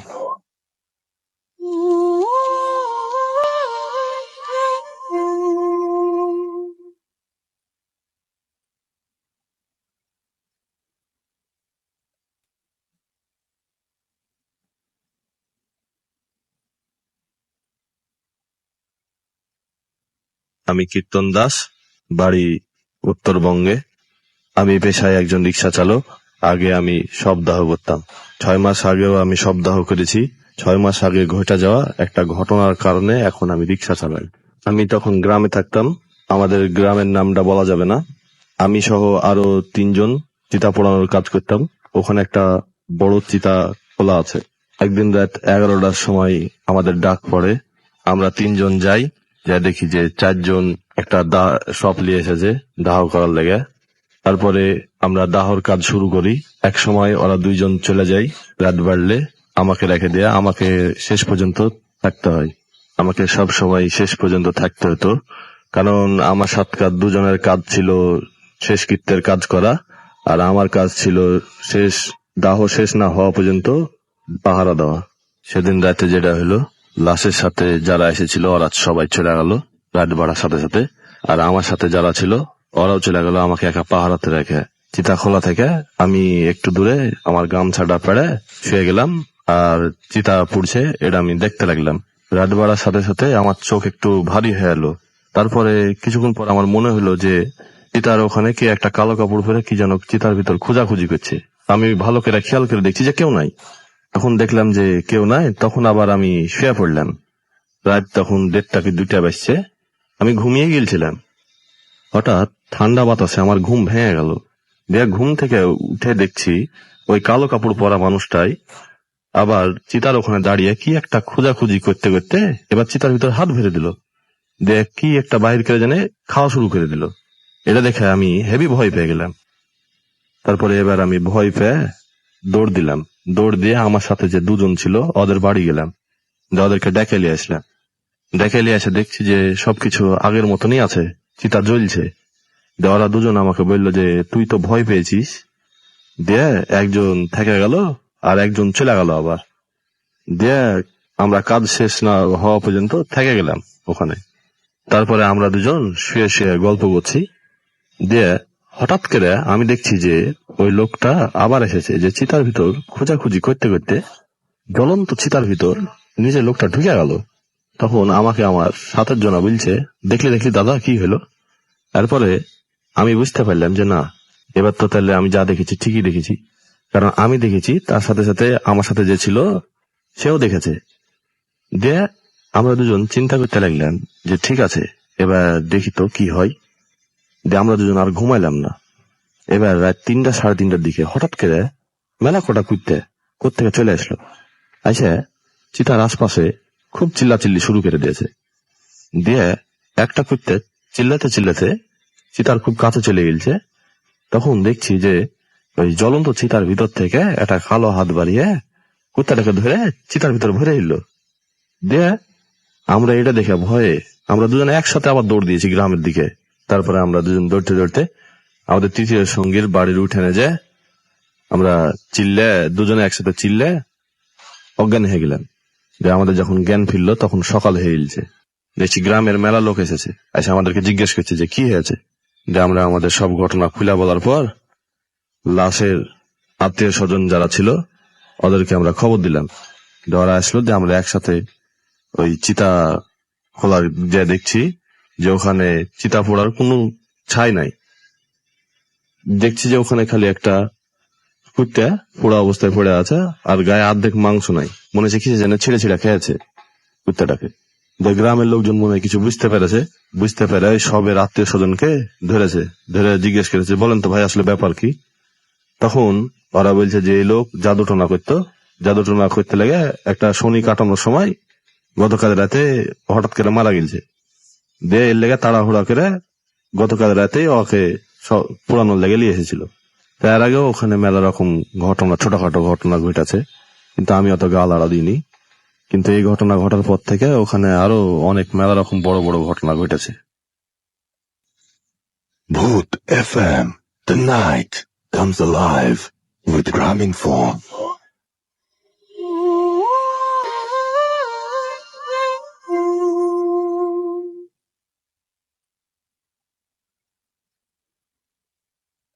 রাত 1টা ঘড়িতে সময়, এবং চলছে ভূত এফএম। আর ভূত এফএম এখন আরো বেশি ভয়ের, এবং আমরা সেটা চেষ্টা করছি সবসময় উইথ গ্রামীণফোন। আর সেই সাথে আমরা জানি যে এই অডিও ক্লিপটা আমরা পেয়েছি জাস্ট আমাদের আজকের যে এপিসোডটা সেটা শুরু করার কিছুক্ষণ আগে আমাদের হাতে এসে পৌঁছেছে, এবং মাসুম খুব তাড়াতাড়ি করে কাজটা শেষ করে এইটা আপনাদের শোনার উপযোগী করে তুলেছে, অর্থাৎ ব্যাকগ্রাউন্ড মিউজিকটা সঙ্গে লাগিয়ে তারপরে শোনার উপযোগী করে তুলেছে। তো কীর্তন দাস, আপনাকে অনেক ধন্যবাদ। আপনি আমাদের সাথে আপনার জীবনের একটা ঘটনা শেয়ার করেছেন, যে ঘটনাটা আপনার জীবনের মোড় বদলে দিয়েছে।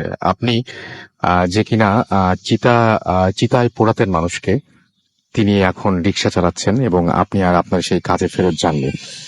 তো এরকম ঘটনা আসলে বাংলাদেশের বিভিন্ন জায়গায় আছে, কে বলে ঘটনা নাই? ঘটনা এখন অসংখ্য ঘটনা এরকম ছড়িয়ে ছিটিয়ে আছে। শুধু দরকার আমাদের আপনাদের সহযোগিতা।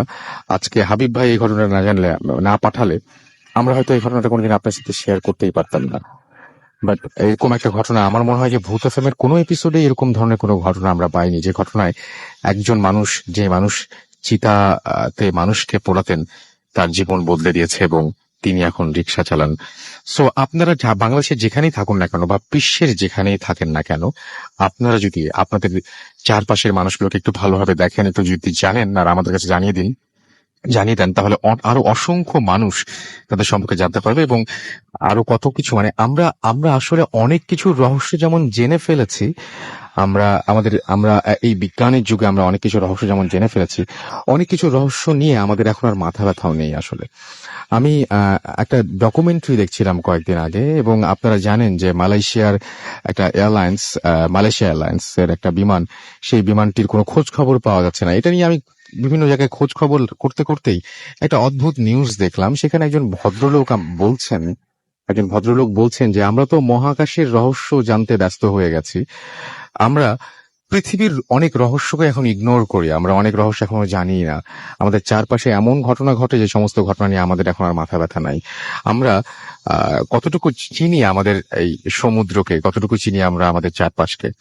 সত্যিই তাই, আমাদের চারপাশকে আমরা ঠিক ভালোভাবে চিনি না। আমরা যেটা চেষ্টা করছি সেটা হচ্ছে চারপাশটাকে একটু ভালোভাবে চেনাতে। সবসময় যে ভয় পেতেই হবে তা না, কিন্তু আপনার চারপাশে কত রহস্যময় ঘটনা ঘটে সেটা দেখুন। যাই হোক, আমাদেরকে লিখেছেন প্রত্যয় বরিশাল থেকে যে ভূত এফএম এখন সেই লেভেলে বস। আমাদেরকে রবিউল লিখেছেন কুমিল্লা থেকে, নেভার স্টপ ভূত এফএম। আপনাদের সহযোগিতা দরকার ভাই, আপনারা যদি এরকম চারপাশের মানুষের যে ঘটনাগুলো, সেই ঘটনাগুলো যদি পাঠান, এরকম একজন কীর্তন দাসের ঘটনা যদি আপনারাও পাঠান, যে আপনাদের চারপাশে এরকম কোনো মানুষ থেকে থাকে, তাহলে সেটা দেখেন দেখেন মানে আপনাদেরই ভালো লাগছে। সাগর আমাদের গোবিন্দগঞ্জ থেকে এসএমএস করেছেন, এবং আমাদেরকে এসএমএস করেছেন রাফি, লাবণী, মেহেদি। আমাদের সিরাজগঞ্জের তারাস থেকে PM রাকিব এসএমএস করেছেন, এবং তিনি একা লাইট অফ করে ভূত এফএম শুনছেন। আমাদেরকে অ্যাঞ্জেল রাজশাহী থেকে এসএমএস করেছেন। আমাদেরকে এসএমএস করেছেন ফাহাদ খান বাড্ডা থেকে। এছাড়াও বিতুল আমাদের এসএমএস করেছেন, ভয়ে ঘামছেন তিনি, তাই বলছেন। আমার কাছে এই জিনিসটা যে ভয়ের খুব, সেটা মনে হয়নি। আমার কাছে মনে হচ্ছে জিনিসটা খুব অদ্ভুত, একটা মানুষের লাইফ চেঞ্জ করে দিয়েছে। ভয়টা কিন্তু শুধুমাত্র উনিই পেয়েছেন। উনি ওনার ভাষায় আমাদেরকে অনেকেই বলতেন যে গ্রামের ঘটনা চাই, আমরা গ্রামের ঘটনা নিয়ে এসেছি। আমাদেরকে অনেকে বলেন যারা রাতের বেলায় কাজ করেন তাদের ঘটনা চাই, যারা বিভিন্ন পেশায় যুক্ত, যে সমস্ত পেশার সাথেই এই সমস্ত ঘটনা অহরহ ঘটার সুযোগ থাকে, তাদেরকে চাই। আমরা কীর্তন দাসের মতো একজনকে নিয়ে এসেছি আপনাদের সামনে। সো সেটা অবশ্যই অন্য কারো হেল্পে। সো আমরা চেষ্টা করে যাচ্ছি এবং আশা করছি যে আপনারাও আমাদের সাথে থাকবেন। আমাদেরকে এসএমএস করেছেন দেখতে পাচ্ছি, এছাড়াও খোকন, এবং আজকের ভূত এফএম জোস হচ্ছে লিখেছেন কাশেম রেজা, আমাদের এসএমএস করেছেন শ্যামলী থেকে, আমাদের এসএমএস করেছেন। এছাড়াও দেখতে পাচ্ছি রাইম আমাদের এসএমএস করেছেন, রুবেল, সুমন সিলেটের জাফলং থেকে তারা এসএমএস করেছেন, জান্নাত, রবিন আমাদের এসএমএস করেছেন আমাদের সাকিবুল, এসএমএস করেছেন ফাহাদ, এসএমএস করেছেন নীরব ঢাকা থেকে, সম্রাট আমাদের এসএমএস করেছেন জান্নাত, রবিন। এছাড়াও এসএমএস করেছেন ইয়াসিন ফ্রম বরিশাল, পাপ্পু বরিশাল থেকে আমাদের এসএমএস করেছেন, নয়ন আমাদের মাইলস্টোন হোস্টেল উত্তরা থেকে এসএমএস করেছেন শান্ত ফতুল্লা থেকে, আমাদের মেহেদি এসএমএস করেছেন DH শাকিল। এছাড়াও আমাদের এসএমএস করেছেন জান্নাত সহ আরো অনেকে। আপনি যদি এসএমএস করতে চান তাহলে মোবাইলের মেসেজ অপশনে গিয়ে টাইপ করুন ফুর্তি, FOORTI, ফুর্তি, স্পেস দিয়ে লিখুন আপনার নাম, স্পেস দিয়ে আপনার মেসেজ পাঠিয়ে দিন 9840 নম্বরে। আর যদি আমাদের ইমেইল পাঠাতে চান, যেটা আমাদের জন্য সবচাইতে বেশি জরুরি, কারণ কে জানে হয়তো আপনার কাছে এরকম দারুণ দারুণ সব ঘটনা আছে, এখনো পাঠাচ্ছেন না। এবং আমাদের ইমেল অ্যাড্রেস হচ্ছে bhutfm@radio50.fm, which is BHWTFM@radioFORTI.fm। আপনার নাম, ঠিকানা এবং ফোন নাম্বার সহ আপনার জীবনের বা আপনার চারপাশের মানুষের জীবনে ঘটে যাওয়া সবচাইতে ভয়ঙ্কর ঘটনাগুলো পাঠিয়ে দিন আমাদের কাছে। আমাদের ফেসবুক ফ্যান পেজ আছে, সেখানে আমাদের আজকের এই শোর ব্যাপারে কিছু লেখাও আছে, আপনারা সেখানে গিয়েও কমেন্ট করতে পারেন, লাইক দিতে পারেন। আমাদের সেই অ্যাড্রেসটি জানিয়ে দিচ্ছি, www.facebook.com/radiofurti। আমাদের আজকের এই এপিসোডটির এত যে প্রশংসা পাচ্ছি, সেখানে হাবিব ভাই, বাবু ভাই এবং দিনার, এই তিনজনকে অবশ্যই ক্রেডিট দিতেই হবে। তারাই আসলে অনেক কষ্ট করে আমাদের সহযোগিতা করছেন, এবং আমাদের সহযোগিতা করার কারণে আমি যখন একা পারিনি, সম্মিলিতভাবে আমরা চেষ্টা করছি সবাই মিলে ভালো করে, এবং আপনাদের সহযোগিতাও চাই। আমি একটা এসএমএস মিস করেছি, এসএমএসটা পড়তেই হারিয়ে গেল। কোনো একজন লন্ডন থেকে এখন বাংলাদেশে এসেছেন, তিনি কিছু ঘটনা শেয়ার করতে চান। আমি বলবো যে আপনার ঘটনাগুলো জাস্ট আমাকে ইমেল করে দিন, সেই ঘটনাগুলো যদি সিলেক্টেড হয় ডেফিনেটলি আপনি খুব তাড়াতাড়ি চলে আসবেন স্টুডিওতে। আমরা চলে যাব এখন আরো একজন আমাদের অতিথির কাছে। অনন্ত আমাদের সঙ্গে রয়েছেন এবং তার জীবনের কিছু ঘটনা তিনি বলবেন। তিনিও আজকে কিন্তু যে সমস্ত ঘটনা নিয়ে আসছেন, সেই সমস্ত ঘটনার সঙ্গে তার আবার মানে ঠিকানাও আছে? কারণ অনেক সময় আপনাদের অবিশ্বাসের কারণে সবচাইতে বেশি কষ্ট পান ইনারাই, যারা অনেক কষ্ট করে ঘটনা বলতে আসেন এখানে, এবং ঘটনা বলার পরে যখন যে প্রাপ্তিটা হয় সেটা কিন্তু ভয়াবহ। যাই হোক, অনন্ত, আপনাকে আবারও ওয়েলকাম ব্যাক। আশা করছি যে আজকে আপনার ঘটনাগুলো সবার অনেক ভালো লাগবে। আমরা শুরু করি আপনার ঘটনা। থ্যাংক ইউ রাসেল ভাই। শুরুতে ভূত এফএম এর সব দর্শকদেরকে আমার শুভেচ্ছা জানাচ্ছি। এখন আমি যে ঘটনাটা শেয়ার করব সেটা আমাকে জানিয়েছে মহিউদ্দিন ভাই, আমার মেজো ভাইয়ের ফ্রেন্ড। তো ঘটনাটি 2004 সালে তার সাথে ঘটেছিল। তো এই ঘটনার কেন্দ্রস্থল হচ্ছে ঢাকার কেরানীগঞ্জের কালীগঞ্জের কবরস্থান। যারা সেখানকার বাসিন্দা তারা সকলেই চিনে জায়গাটা। তো সেই কবরস্থানের পূর্ব দিকে একটি বাড়ি আছে। সেই বাড়িটার 3 তলা। তিনি তখন সেই বাসায় 3 তলার রুম ভাড়া নেন এবং তিনি তখন সদ্য বিবাহ করেছেন। তো তিনি বাড়িতে ওঠার ঠিক যেদিন উঠে সেদিন রাতে তিনি একটা অদ্ভুত স্বপ্ন দেখেন। তিনি দেখেন যে তিনি যেখানে ঘুমিয়ে আছেন বিছানায়, তার মাথার নিচে বালিশ নেই, জাস্ট 2টো পা, কুচকুচে কালো 2টো পা। তো এটা দেখার পর তিনি বেশ ভয় পান এবং সাথে সাথে তিনি চোখ মেলে তাকান এবং তিনি চোখ মেলে তাকিয়ে যেটা দেখেন যে একটা কালো বৃত্তের মতো ঘর থেকে বের হয়ে বারান্দা দিয়ে সোজা কবরস্থান দিয়ে চলে গেল। তো বিষয়টাকে তিনি ততটা গুরুত্ব না দিয়ে ভাবলেন যে বোধহয় স্বপ্ন দেখেছে। তো পরদিন ঠিক একই অবস্থা, তিনি ঠিক সেম স্বপ্নটা দেখলেন যে তিনি যে বিছানায় শুয়ে আছে তার মাথার নিচে কোনো বালিশ নেই, জাস্ট 2টো কুচকুচে কালো 2টো পা। তো এটা দেখার পর তিনি মাথার নিচে? মাথার নিচে। ওরে বাবা! তো তিনি আচ্ছা। তখন সাথে জেগে ওঠেন এবং জেগে উঠে তিনি আরেকটা জিনিস দেখে ধাক্কা খান। সেটা হচ্ছে তার ওয়াইফ তার দিকে খুব বড় বড় চোখ করে তাকিয়ে আছে। তার পাশেই শোয়া তার ওয়াইফ তার দিকে খুব বড় বড় চোখ করে তাকিয়ে আছে। তো এটা দেখার পর সে বলল যে কেউ তুমি আমার দিকে এভাবে তাকিয়ে আছো কেন?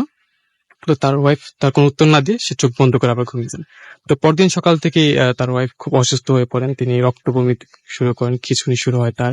তো তাকে মিটফোর্ড হসপিটালে ভর্তি করা হয়। তো তিনি সেই হসপিটালে 2-3 দিন থাকেন। তো খবর পেয়ে আত্মীয় স্বজন যারা ছিলেন তারা আসেন।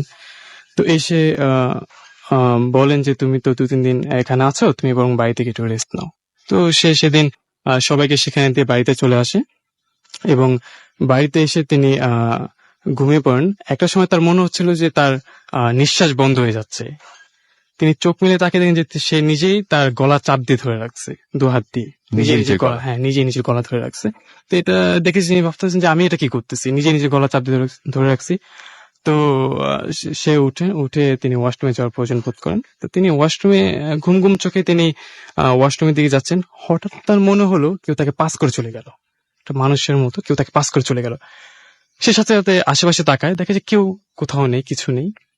তো তিনি ওয়াশরুমে যান, ফ্রেশ হয়ে রাসেল ভাই তিনি যখন ব্যাক করে সে তার বেডের দিকে তাকান, সে দেখে যে মশারির ভিতরে জাস্ট সেই 2টো পা যেটা তিনি এতদিন স্বপ্ন দেখেছেন, সেই 2টো পা স্টিল তার সামনে বিছানার উপরে। এটা দেখার পর তিনি প্রচন্ড ভয় পান এবং সাথে সাথে তিনি সেই ঘর থেকে বের হয়ে যান। বের হয়ে তিনি আশেপাশে যারা নিচতলা ভাড়াটিয়া ছিল তাদের সাথে তিনি বিষয়টা সবাইকে বলেন এবং পরবর্তীতে বিষয়টা তারা আসলে তার কাছে খুলে বলে যে এই রুমটার মধ্যে এর আগে অনেক ভাড়াটিয়া ছিল, তারা কেউ থাকতে পারেনি। অনেক খোঁজা দেখানো হয়েছে, অনেক হুজুর এসেছে। তারা একটাই কথা বলে যে এই রুমটার ভিতর দিয়ে খারাপ জিনদের যাতায়াত আছে, তারা চায় না যে এই রুমে কেউ বসবাস করুক। তো রাসেল ভাই এর পরবর্তীতে তিনি সে বাসাটা চেঞ্জ করে ফেলেন এবং তার ওয়াইফও সুস্থ হয়ে ওঠে। এরপর তার এরকম কোনো ঘটনা ঘটেনি। ওকে, আমরা পরবর্তী ঘটনায় যাব দিনারের কাছে, এবং তার আগে আমি দেখতে পাচ্ছি যে অনেক এসএমএস এসছে। আসলে এসএমএস পড়বো না, ঘটনায় যাবো, আমি ঠিক বুঝতে পারছি না। আমাদেরকে অনেকেই এসএমএস করে ব্যাকগ্রাউন্ড মিউজিকের প্রশংসা করছেন। আমরা আজ আশা করবো যে আরো ভালো কিছু আপনাদের উপহার দিতে পারবো ধীরে ধীরে। বাবলা আমাদের চট্টগ্রাম থেকে লিখেছেন যে স্টোরিগুলো খুব ভালো লাগছে। আমার তো মায়া লাগছে, আহারে স্টোরিগুলো সব শেষ হয়ে যাচ্ছে। মানে আমি একটু আগে এই বিশেষ করে কীর্তন দাসের স্টোরিটা প্লে করার আগে আমি মাসুমকে বলছিলাম যে আচ্ছা নেক্সট দিন প্লে করি, এটা মানে শেষ হয়ে গেল। তো জানি না, এখন আপনাদের উপর নির্ভর করতে হচ্ছে এবং আশা করছি যে আপনারা পরবর্তীতে এর চাইতেও ফাটাফাটি কোনো ঘটনা, আসলে একটা লেভেলে চলে যাওয়ার পরে আর এক একটা জায়গায় যেতে হলে তখন আমাদের কষ্টটা আরো অনেক বেশি বেড়ে যায়, এবং কতটা কষ্ট করতে হয় সেটা আমরা খুব ভালো জানি। আমাদেরকে সুস্মিতা বণিক SMS করেছেন এবং তিনি ভূত FM অনেক পছন্দ করেন সেটা জানি। সে চট্টগ্রাম থেকে। মুক্ত স্বাধীন সিলেট থেকে আমাদের SMS করেছেন তানভীর পাভেল। আমাদের SMS করেছেন ফুর্তি, আচ্ছা নামটা পড়তে পারলাম না। আমাদের SMS করেছেন দেব, আমাদেরকে SMS করেছেন এছাড়াও নজরুল, রুবেল, ফাহাদ ইমতিয়াজ চাঁদপুর থেকে আমাদের SMS করেছেন। আমাদেরকে SMS করেছেন অনিকা মিরপুর থেকে। হারুন আমাদের কুতুবপুর থেকে SMS করেছেন আমাদের, আচ্ছা তিনি ডিউটি করছেন এবং ভূত FM শুনছেন। মোহনা আমাদের SMS করেছেন লালবাগ থেকে। সজ্জাদ আমাদের SMS করেছেন কবির জিনজিরা থেকে। আমাদের SMS করেছেন সফিয়া। এছাড়া আমাদের SMS করেছেন ইয়াসিন। SMS করেছেন আমাদেরকে নাদিম হাসান ঢাকা থেকে। SMS করেছেন আমাদেরকে তাজিম। এছাড়াও আমাদের SMS করেছেন প্রিন্স। ব্যাকগ্রাউন্ড মিউজিকটা অসম, থ্যাঙ্কস মাসুম ভাই। শামীম আমাদের SMS করেছেন আমাদেরকে অনেকেই। মাসুম আবার জবাব দিল কিন্তু আপনাকে। ওকে ফাইন, আমার আসলে মনটা খুব ভালো, আপনারা সবাই খুশি হচ্ছেন এবং ঘটনাগুলো ভালো লাগছে আপনাদের কাছে, এই জন্যই ভালো লাগছে। আচ্ছা, আমরা সরাসরি এখন যেটা করব সেটা হচ্ছে যে দিনার ঘটনায় যাব। দিনার, আপনার ঘটনাটা আমরা শুনি। কোথাকার ঘটনা একটু প্লিজ উল্লেখ করে দিবেন শুরুতেই, যাতে মানুষের যদি খোঁজ নেওয়ার ইচ্ছা থাকে তাহলে। জি। আসসালামু আলাইকুম লিসেনার্স, আমি দিনার, আমি এসেছি লালবাগ থেকে। ধন্যবাদ রাসেল ভাই আপনাকে। আমি এখন যে ঘটনাটি শেয়ার করছি এটা আমাকে বলেছে যে আমার এক ছোট ভাই, তার নাম হচ্ছে শামীম, সে ঢাকা কলেজে পড়াশোনা করছে। তো এটা হচ্ছে গোপালগঞ্জ জেলার মোকসেদপুর গয়লাকান্দি নামক এক জায়গায়, এবং এই ঘটনাটি হচ্ছে সেখানকার একটি জুট মিলকে নিয়ে। তো আমি সরাসরি ঘটনায় চলে যাই। তো শামীম আমাকে যেভাবে বলে আমি ঠিক সেভাবেই বলছি। তো তাদের বাসাটার ওইদিকে আপনার একটা ধান ভাঙার মেশিন ছিল এবং এক কারখানার মতো ছিল, সেখানে ধান ভাঙা হতো, এবং তার পাশেই ছিল একটা জোড়া তাল গাছ। তো গ্রামে অনেকে বলে দুইটা তাল গাছ পাশাপাশি থাকলে তারা বলে যে জোড়া তাল গাছ। তো সেই জোড়া তাল গাছের পাশে ছিল একটা বেতের ঝোর। তো সেই জায়গাটা নিয়ে এলাকা যারা স্থানীয় ছিল তাদের মুখে বিভিন্ন প্যারানর্মাল ঘটনা ছিল সবার মুখে, এবং অনেকে বলতো যে সেই জায়গাটা খারাপ। তো একদিন এমন হয় যে তাদের এলাকায় একজন লোক চিন্তা করে যে উনি এখানে একটা জুট মিল করবেন। তো জুট মিলটা করবেন উনি প্ল্যান করেন। তো উনি সেই প্ল্যান অনুযায়ী সে ধান ভাঙার কারখানাটার পাশেই উনি জুট মিল করার জন্য ওনার যেসব যন্ত্রপাতি যা যা দরকার উনি সবকিছু নিয়ে আসেন এবং কাজ শুরু করেন। তো একটা অংশের কাজ শেষ হওয়ার পর শামীমের যে মামাতো ভাইরা ছিল, বড় মামাতো ভাই, ওরা সেখানে গিয়ে আড্ডা দিত রাতের বেলা। তো একটা দিন তারা আড্ডা দিতেছিল, শামীমের মামাতো ভাই এবং তার এক ফ্রেন্ড। তো তারা লক্ষ্য করলেন যে খুব বিকৃত ফেসের একটা লোক এই বেতের ঝোরে একটা পা দিয়ে দাঁড়িয়ে আছে এবং আরেকটা পা সে জোড়া তাল গাছের উপর। তো এটা দেখার পর শামীমের যে মামাতো ভাই আর তার ফ্রেন্ড ছিল তারা সেখান থেকে চলে যায়। মানে তারা চলে গিয়ে সবাইকে বলে যে আমরা এরকম দেখছি। কিন্তু তারপরও সে জায়গার কাজ আর স্টপ হয়নি, যেহেতু এক অংশে কাজ হয়ে গেছে। তো বাকি অংশে যে কারখানাটা যে বানানো হবে, তো সেই অংশটার মধ্যে পরে হচ্ছে যে সে যে জোড়া তাল গাছটা ছিল সেই জায়গাটা। তো ওনার তার প্ল্যান অনুযায়ী সে ওই জোড়া তাল গাছ দুটো কেটে ফেলে, এবং উনি কাটার আগে এলাকাবাসী অনেকে বলছিল যে এটা না কাটার জন্য নিষেধ করছিল থাকে, যে সমস্যা হতে পারে পরবর্তীতে। বাট উনি কারো কথা না শুনে উনি গাছ দুটো কেটে ফেলেন। তো কেটে ফেলে সেখানে উনি একটা জুট মিল করেন পুরোপুরি। তো জুট মিলটার নাম আমি বলছি, সেটা হচ্ছে ফেরদৌস জুট মিল। নামটা বললে কোনো সমস্যা? জি না, কোনো সমস্যা নেই। ইভেন মানে এটা পরবর্তীতে লিসেনারদের হয়তো সুবিধা হতে পারে। আচ্ছা, ওকে।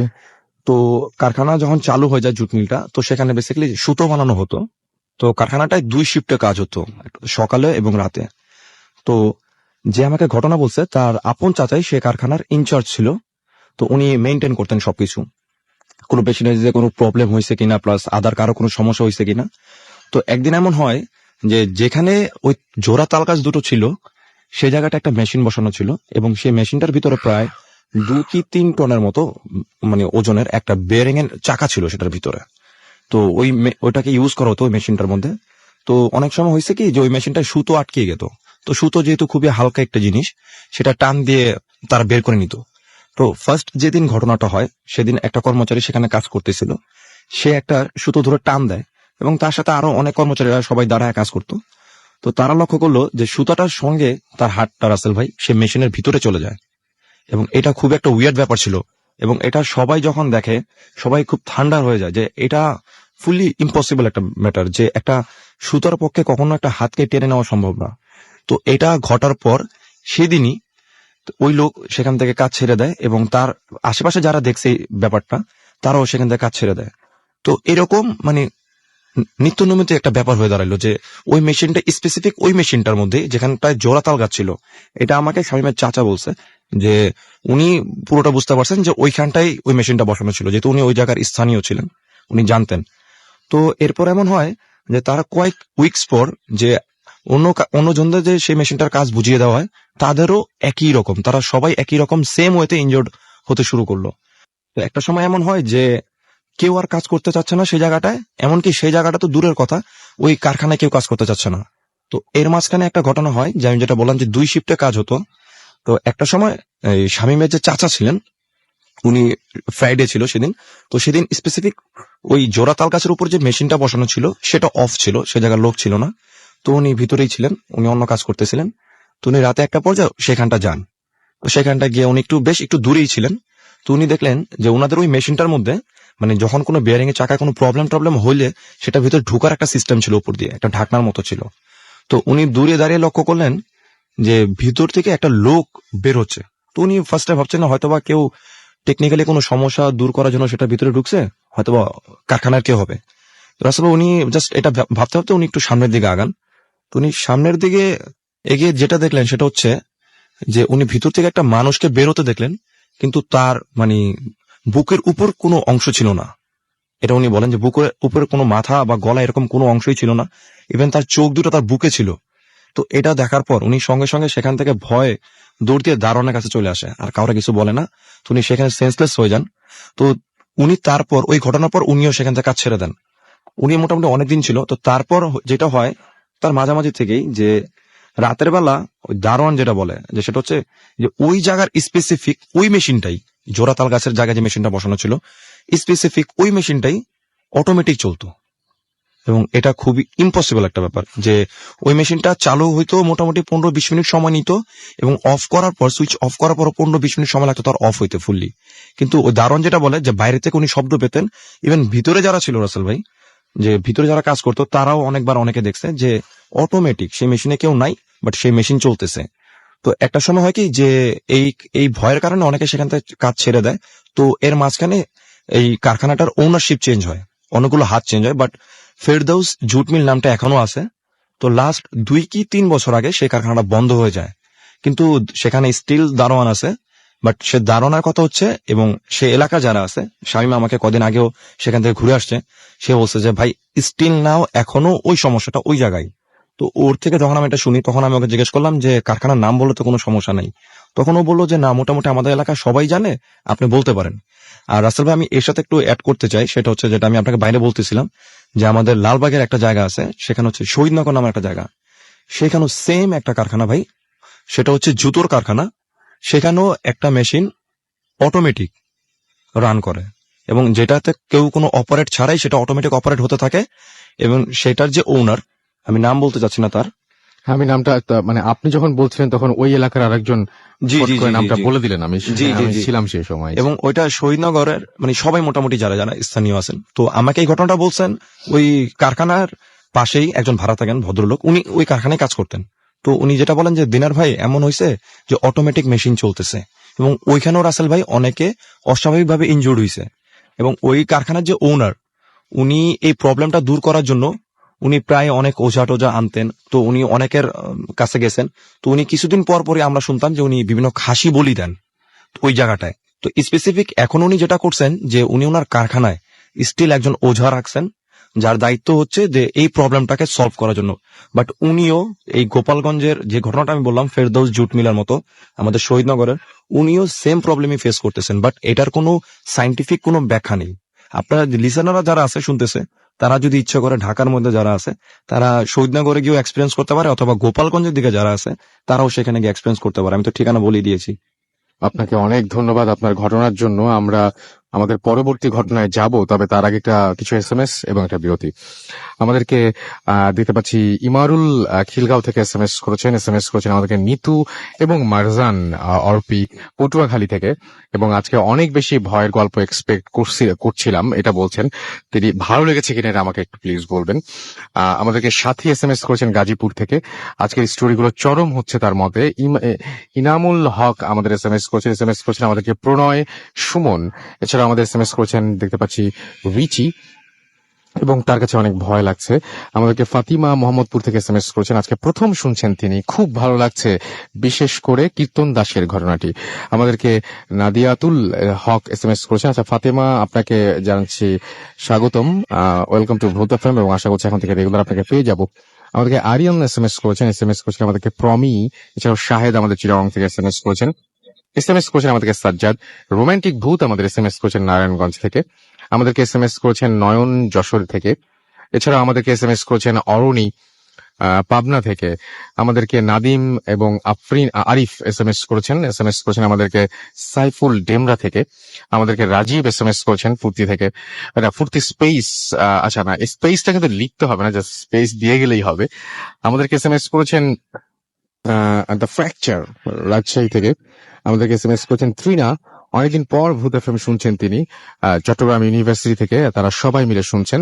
এসএমএসটা প্লিজ পড়বেন বলে দিয়েছেন, আমি এসএমএস পড়ে ফেলেছি। সাগর আমাদেরকে গোবিন্দগঞ্জ থেকে এসএমএস করেছেন। সবুজ আমাদের এসএমএস করেছেন তিনি, এবং আজকে তার বিয়ে হয়েছে এবং তিনি এবং তার ওয়াইফ আজকে দুজন এই রাত জেগে ভূত এফএম শুনছেন। আপনাদের বিবাহিত জীবনের অনেক অনেক অনেক অনেক শুভেচ্ছা, এবং আপনারা আপনাদের এই স্পেশাল একটা রাত, সেই রাতটার সাথে স্পেশাল আমাদের এই প্রোগ্রামটা, মানে আপনাদের সব অনুভূতির সাথে ভয় লাগার অনুভূতি যে সংযোজন করেছেন, সেজন্য অনেক বেশি ধন্যবাদ আপনাদেরকে। সিদ্দিক আমাদের এসএমএস করেছেন আমাদেরকে আকাশ লালবাগ থেকে। আমাদেরকে এসএমএস করেছেন দেখতে পাচ্ছি সবুজ। প্রিন্স আমাদের এসএমএস করেছেন, তিনি এবং তার ওয়াইফ সোনিয়া একসাথে শুনছেন। আমাদেরকে এসএমএস করেছেন মিজান এবং আরিফ। আমাদের এসএমএস করেছেন রাজীব। এসএমএস করেছেন আমাদেরকে বাবু যশোর থেকে। সাগর গোবিন্দগঞ্জ থেকে, আচ্ছা সাগর গোবিন্দগঞ্জ থেকে এসএমএস করেছেন আমাদেরকে রনি। এছাড়াও এসএমএস করেছেন মুশফিক, সালেহিন এসএমএস করেছেন আমাদেরকে, আরো অনেকেই। আপনি যদি এসএমএস করতে চান তাহলে মোবাইলের মেসেজ অপশনে গিয়ে টাইপ করুন ফুর্তি, FOORTI ফুর্তি, স্পেস দিয়ে লিখুন আপনার নাম, স্পেস দিয়ে আপনার মেসেজ পাঠিয়ে দিন 9840 নাম্বারে। আর আমি একটা এসএমএস পড়ছিলাম কিন্তু মিস করে গেলাম। লালবাগে একজন থাকেন, তিনি এই ঘটনাটা সম্পর্কে অবশ্য জানেন না, তো আমরা তো অ্যাড্রেস দিয়েই দিলাম। শহীদবাগ না, শহীদনগর, আচ্ছা শহীদনগরে গেলে তিনি, আপনি এলাকাবাসীর কাছ থেকে অবশ্যই খোঁজ খবর নিয়ে জেনে ফেলতে পারেন। আমাদেরকে ডিকে প্রীতম এসএমএস করছেন, মিউজিকটা ভয়ঙ্কর লাগছে। হ্যাঁ, মিউজিক তো ভয়ঙ্কর লাগছে, সেই সাথে যদি আরো বেশি ভয়ঙ্কর লাগবে যদি আপনি মাঝে মাঝে আজকে রাতের বেলায় একটু নিজের বালিশটা চেক করেন। বালিশের জায়গায় হঠাৎ করে যদি দেখেন যে একজোড়া কাটা পা মাথায় নিচে বালিশের জায়গায়, তাহলে কিন্তু খুব অদ্ভুত লাগার কথা যে বালিশের জায়গায় বালিশ থাকবে, কাটা পা না। কিন্তু আজকের পর থেকে আপনার রাতের বেলাগুলো অন্যরকম হয়ে যেতে পারে। যাই হোক, আমরা চলে যাচ্ছি আবারও অনন্তর কাছে, এবং তার আগে আমাদের একটা বিরতি নিতে হবে, এবং বিরতির পরে আমরা ফিরে আসবো অনন্তর কাছে। সো আমাদের সঙ্গে তখন কোথাও যাবেন না। স্টে টিউন টু রেডিও ফুর্তি এন্ড ডোন্ট স্টপ দ্য ফুর্তি with Gramophone.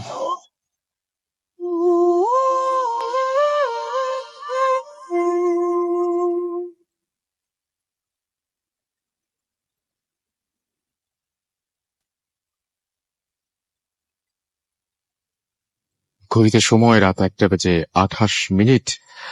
আমি রাসেল আছি, সাথে আমার সাথে রয়েছে মাসুম এবং আজকের অতিথিরা। আর আপনারা শুনছেন ভূত এফএম, আর ভূত এফএম এখন বেশ অন্যরকম উইথ গ্রামীণ ফোন। আমরা আপনাদের সহযোগিতা নিয়ে যেতে চাই বহুদূর। সো আমাদের সাথেই থাকুন। আমাদের ফেসবুক অ্যাড্রেসটা দিয়ে দেওয়া হয়নি। আমাদের ফেসবুক অ্যাড্রেসটি হচ্ছে www.facebook.com/radiofurti। এখানে গিয়ে আপনি ভূত এফএম এর যে পোস্টটা রয়েছে, সেই পোস্টে কিন্তু আপনি কমেন্ট করতে পারেন, এবং আপনার যে চাহিদার কথা, আপনার কি ধরনের এক্সপেক্ট করছেন ভূত এফএম এর কাছ থেকে, আর কি কি এক্সপেক্ট করছেন, সেটা অবশ্যই আমাদের জানাতে পারেন, আমরা সেটা করবো। আমরা কিন্তু আপনাদের এটাও বলেছি যে আপনাদের এলাকায় গিয়ে আমরা সরাসরি ঘটনা শেয়ার, মানে শুনে আসবো, নিয়ে আসবো সঙ্গে করে। আপনাদের এলাকা থেকে সরাসরি ভূত এফএম করার আমাদের ইচ্ছাও রয়েছে, এবং গরমের রাতে আউটডোরে ভূত এফএম মোটেও খারাপ লাগবে না, খুব ভালো লাগার কথা। যাই হোক, আমরা চলে আছি অনন্তর কাছে, অনন্তর ঘটনা শোনার জন্য। রাসেল ভাই, আমি এখন যে ঘটনাটি বলবো এটা ঢাকার শনিয়াকড়ার ঘটনা। ঘটনাটি যারা সেখানকার অনেক পুরনো তারা সবাই জানে এই ঘটনাটি। তো শনিয়াকড়ায় যখন মানে নতুন নতুন ঘর বাড়ি ওটা স্টার্ট হলো, তো তখন একটা ফ্যামিলি এসেছিল, তো যার নাম ছিল হচ্ছে শাহ আলম। তো তারা একটি বাসা ভাড়া নেয়। তো বাসাটা একতলা ছিল, তো বাইরেলা ছিল না বাসার মধ্যে কোনো। তো তারা বাসাটা ভাড়া নেওয়ার পর প্রথম 2-1 দিন খুব ভালো যায়। তো তাদের একটা বেবি ছিল 2.5-3 বছরের। তো একদিন ওই শাহ আলম ভাইয়ের ওয়াইফ কিচেনে ছিল, তো তার বেবিটা বাড়িতে খেলা করছিল, ঘুরে ঘুরে খেলা করছিল। তো তাদের যে সামনে যে গেস্ট রুমটা ছিল, তো হঠাৎ যে শাহ আলম ভাইয়ের ওয়াইফ শুনতে পায় যে বেবিটা সে রুমে গিয়ে হাসাহাসি করছে, একা একা ছোটাছুটি করছে। তো সে নর্মালি ভেবে সে হেঁটে যায়, গিয়ে সে দরজার সামনে দাঁড়িয়ে একটা দৃশ্য দেখে সে খুব থমকে যায়। সে দেখে যে খুব বড় একটা ছায়া দেয়ালের মধ্যে, আর বেবিটা সেই ছায়াটাকে ধরছে আর হাসাহাসি করছে। তো সে রুমের ভিতরে ঢোকার সাথে সাথে ছায়াটা অদৃশ্য হয়ে যায়। তো রাতে শাহ আলম ভাই অফিস থেকে আসলে সে বিষয়টা তার হাজবেন্ডকে জানায়। তো তার হাজবেন্ড বিষয়টা আসলে নর্মালি ভাবে নেয়, কারণ ঢাকার ব্যস্ততম এমন একটি জায়গায় এমন কিছু করতে পারে, সে প্রথমে সেটা বিশ্বাস করতে পারেনি। তো ঠিক সেদিন রাতেই তিনি ঘুমিয়ে আছেন। তো হঠাৎ একটা টাইম তার ঘুম ভেঙে যায় এবং তিনি দেখতে পান যে তার পাশে তার ওয়াইফ নেই। তো তার ঘরের দরজা খুললে রাসেল ভাইয়ের সামনে যে গেস্ট রুমের দরজাটা, ঘরটা, সেটা পুরো দেখা যায়। তো তার দরজাটা হালকা ভেজানো ছিল, তাই তিনি ঠিক সেই যে গ্যাপটা ছিল সেখান থেকে তিনি দেখলেন যে গেস্ট রুমে খাটের উপরে একজন মহিলা বসে আছে, মানে তার পেছন দিকটা দেখা যাচ্ছে। তার চুলগুলো অনেক বড় এবং সে চুলগুলো খাট থেকে একবার মেঝেতে এসে পড়েছে। তো প্রথমে তিনি ঘুম ঘুম চোখে ভাবেন যে তার ওয়াইফ, কিন্তু চুলগুলো দিয়ে তাকে তিনি সাথে সাথে লাফিয়ে ওঠেন এবং পরক্ষণে তার ওয়াইফ ওয়াশরুম থেকে আসেন এবং বলে যে তুমি এখানে, তাহলে ওখানে কি? তো বলে যে আমি তো ওয়াশরুমে গিয়েছিলাম। তো সাথে সাথে তারা দুজন ওই পাশের রুমে গেস্ট রুমে গিয়ে দেখছে কেউ নাই সেখানে। তো পুরো বাড়ি খোঁজাখুঁজি করে, কোথাও কেউ নাই। তো বিষয়টা তাকে খুব ভাবিয়ে তোলে। তো পরদিন তিনি বাড়িওয়ালার সাথে আলাপ করেন। তো বাড়িওয়ালা বলে যে আসলে এরকম কিছু আমি জানি না, আপনারা কোন একটা হুজুরকে জিজ্ঞেস করেন। তো তারা সেখানকার একজন হুজুর সে বাড়িতে নেন। তো হুজুর পুরো বাড়ি ঘুরে এবং ঘুরে দেখে বলেন যে আসলে এই বাড়িতে একজন জিন আছে, কিন্তু তিনি কারো ক্ষতি করবে না। তো তারপরও শাহ আলম ভাই আর কোনো রিস্ক নিতে চাননি, তিনি সেই বাসাটা ছেড়ে দেন। তো আসলে এরপরে এই বাসাতে টুকটাক অনেক রকম সমস্যা ঘটেছে। তো এরপর আর সে বাসাটা ভাড়া হয়নি, খালিই ছিল। তো আসলে এটাই ছিল ঘটনা। এটা ছিল আপনার ঘটনা। আমরা এখন আবারও দিনের কাছে যাচ্ছি, না দিনের কাছে যাচ্ছি তার ঘটনা শোনার জন্য। এবং আপনারাও আমাদের SMS করতে ভুলবেন না। আমাদের SMS যদি করতে চান তাহলে মোবাইলের মেসেজ অপশনে গিয়ে টাইপ করুন ফুর্তি, FORTI ফুর্তি, স্পেস দিয়ে লিখুন আপনার নাম, স্পেস দিয়ে আপনার মেসেজ পাঠিয়ে দিন 9840 নাম্বারে। আমরা এখন চলে যাচ্ছি দিনের কাছে তার পরবর্তী ঘটনা শোনার জন্য। ধন্যবাদ রাসেল ভাই আপনাকে আবারও। আমি এখন যে ঘটনাটি শেয়ার করছি এটা আমাকে বলেছে আমাদের এলাকার এক ছোট ভাই, তার নাম হচ্ছে সানু। আমি তার এর আগে এসে তার একটা ঘটনা বলছিলাম বরিশালের। তো সে একজন পেশায় তাবিজ বিক্রি করে। তো এটা সে তার ওস্তাদের মুখ থেকে শুনছে। তো ঘটনা হচ্ছে সিলেট জেলার শায়েস্তাগঞ্জ নামক জায়গায়। তো যেখানে ওই জায়গাটা ওনার ওস্তাদের বাসা। তো ওই ওস্তাদের সাথে কাজ করার আগের একটা ঘটনা। তখন ওই ওস্তাদের অ্যাসিস্ট্যান্ট হিসেবে আরেকজন ছিল, তখন ও ওনার সাথে কাজ করে না। তো একদিন উনি উনার বাসা থেকে শায়েস্তাগঞ্জ থেকে উনি মুফতিবাজার নামক একটি জায়গায় যান, যেখানে গিয়ে উনি তাবিজের পসরা নিয়ে বসেন বিক্রি করার জন্য। তো উনি আসরের সময় চলে যান সেখানটায়। তো উনি আসর নামাজ শেষ করে সেখানে উনি ওনার তাবিজের পসরা নিয়ে বসেন। তো বসার পর উনি ভালোই বিক্রি করতেছিলেন, যেহেতু উনার যে অ্যাসিস্ট্যান্টটা ছিল তার কাজ ছিল সে কাস্টমার থেকে অর্ডার নিচ্ছিল এবং তাবিজ দিচ্ছিল হুজুর থেকে নিয়ে, আর হুজুর মাইকে বয়ান করতেছিল। তো এই সময় একটা লোক তার কাছে আসে। তো এসে বলে যে এরকম আপনারা কি জিন ভূতের কোনো তাবিজ দেন নাকি? তখন সে বলে যে ওই তার ওস্তাদ যে ছিল তার নাম হচ্ছে শাহজাহান। তো শাহজাহান সাহেবের যে অ্যাসিস্ট্যান্ট উনি বললেন যে হ্যাঁ দিয়েই, কিন্তু কি সমস্যা আপনার? তখন সে বলে যে এরকম আমার একটা মেয়ে আছে, তার উপর মনে হয় কোনো খারাপ জিনিসের আসর হয়েছে, তো এই জন্য আমি একটা তাবিজ চাচ্ছিলাম। তখন সে বলে আচ্ছা কি সমস্যা আপনি আমাকে খুলে বলেন। তখন সে লোকটা বলে যে আমি আপনার ওস্তাদকে বলি। তখন ওই অ্যাসিস্ট্যান্টটা বলে যে ওস্তাদ তো এখন বিজি, কথা বলতে পারবেন, আপনি আমাকে বলতে পারেন। তখন উনি বলে যে প্রায় মাসখানেক আগে এক সন্ধ্যার ঘটনা, তার মেয়ে তখন তার পাশের বাসা তার খালার বাসা থেকে ফিরতেছিল। তো তার মেয়ে করে কি রাস্তা দিয়ে না আসে, তাদের বাসার পিছনে যে বাঁশঝাড় ছিল সেদিক দিয়ে আসে। তো সেদিক দিয়ে আসার পর থেকেই মানে ঠিক তখন থেকেই সে ঘরের মধ্যে সব অ্যাবনর্মাল ব্যবহার করা শুরু করে সবার সাথে, এবং যাকে না তাকে সে যাকেই পাচ্ছে তার সামনে তাকেই মানে খামচি দিচ্ছে, নখের আঁচড় দিচ্ছে, মারতে চাচ্ছে। তো এরকম সে খারাপ ব্যবহার করতেছে সবার সাথে। আর একটা সময় এমন হয় যে এটা তার বাবা বলে ওই অ্যাসিস্ট্যান্টকে যে সে টয়লেটে যাচ্ছে রাসেল ভাই, বাট সে যখন টয়লেট থেকে ব্যাক করতেছে তার হাতে বিভিন্ন ধরনের ফ্রুটস থাকতো। তো এই জিনিসটা খুব উইয়ার্ড ছিল যে সে তার বিভিন্ন ধরনের ফল থাকতো। তখন তার আম্মা বা অন্য কেউ যখন তাকে জিজ্ঞেস করতো যে তুই এগুলো টয়লেটের ভিতরে কোত্থেকে পাইছিস, তো সে তখন কারো কোনো কথার অ্যান্সার না দিয়ে মানে সে চলে আসতো ঘরের মধ্যে এবং খুবই অন্য ধরনের ব্যবহার করতো সবার সাথে। আর একদিন যেটা হয় যে ওনারা সবাই ঘুম থেকে উঠেন ফজরের সময়, উঠে দেখেন যে তার মেয়ে ঘরে নেই। এটা উনি সব ওই অ্যাসিস্ট্যান্টকে খুলে বলেন যে ঘরে নেই, এবং তাকে ঘরের দরজা ভিতর দিয়ে লাগানো ছিল। তো তখন তার বাবা ঘর থেকে বেরিয়ে দেখেন যে তাদের বাসার উঠানে একটা গাছ ছিল, পেয়ারা গাছ ছিল। সে পেয়ারা গাছের একেবারে মগ ডালে বসা, কিন্তু যেখানটা মানে কোনো মানুষের বসা সম্ভবই না, যে ওখানটা বসলে বেসিক্যালি ভেঙে পড়ে যাওয়ার কথা, কিন্তু তার মেয়েকে তারা সেখানে আবিষ্কার করে এবং সে সেখানে বসে পা দুলাচ্ছে।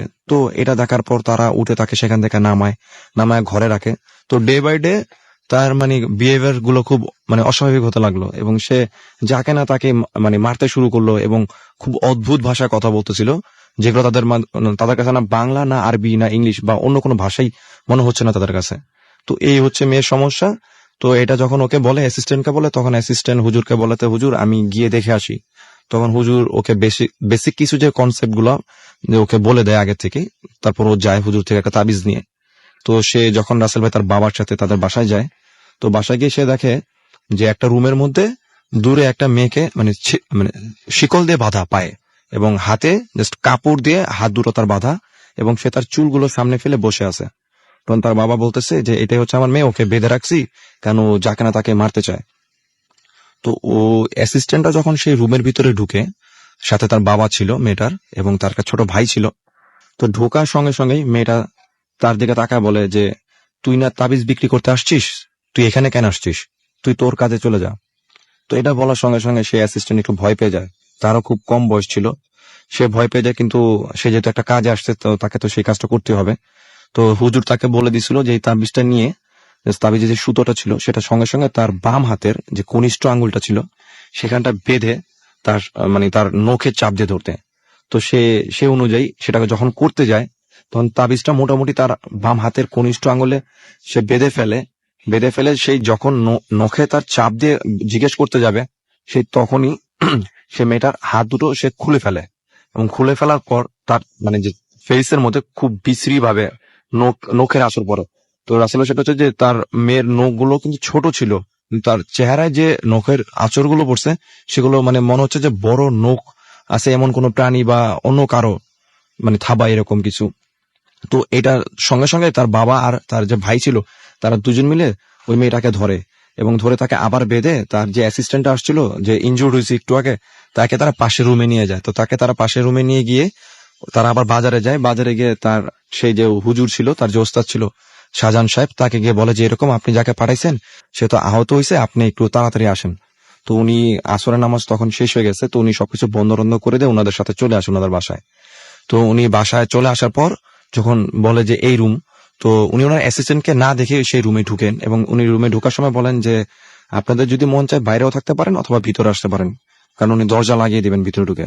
তো ওনার বাবা আর ওনার ভাই দুজনই যায় সাথে ভিতরে। তো উনি দরজা লাগিয়ে দিয়ে মেয়েটা যেখানটায় বসা ছিল সেখানটা থেকে তার বরাবর উনি একটা সার্কেল আঁকেন মাটিতে। তো সার্কেল আঁকার পর উনি সেখানটায় বসেন এবং মেয়েটাও সার্কেলের মধ্যেই ছিল। তো উনি যখন রুমে ঢুকেন তখন সে মেয়ে তাকে দেখো সেম একই কথা আরেকবার বলে যে তোর তোর সাথেরটারও মারছি, এবার তোরও মারুম, তুইও চলে যা। তো উনি এইগুলাতে ভয় পানা, কজ উনি এইসব কাজে অভ্যস্ত।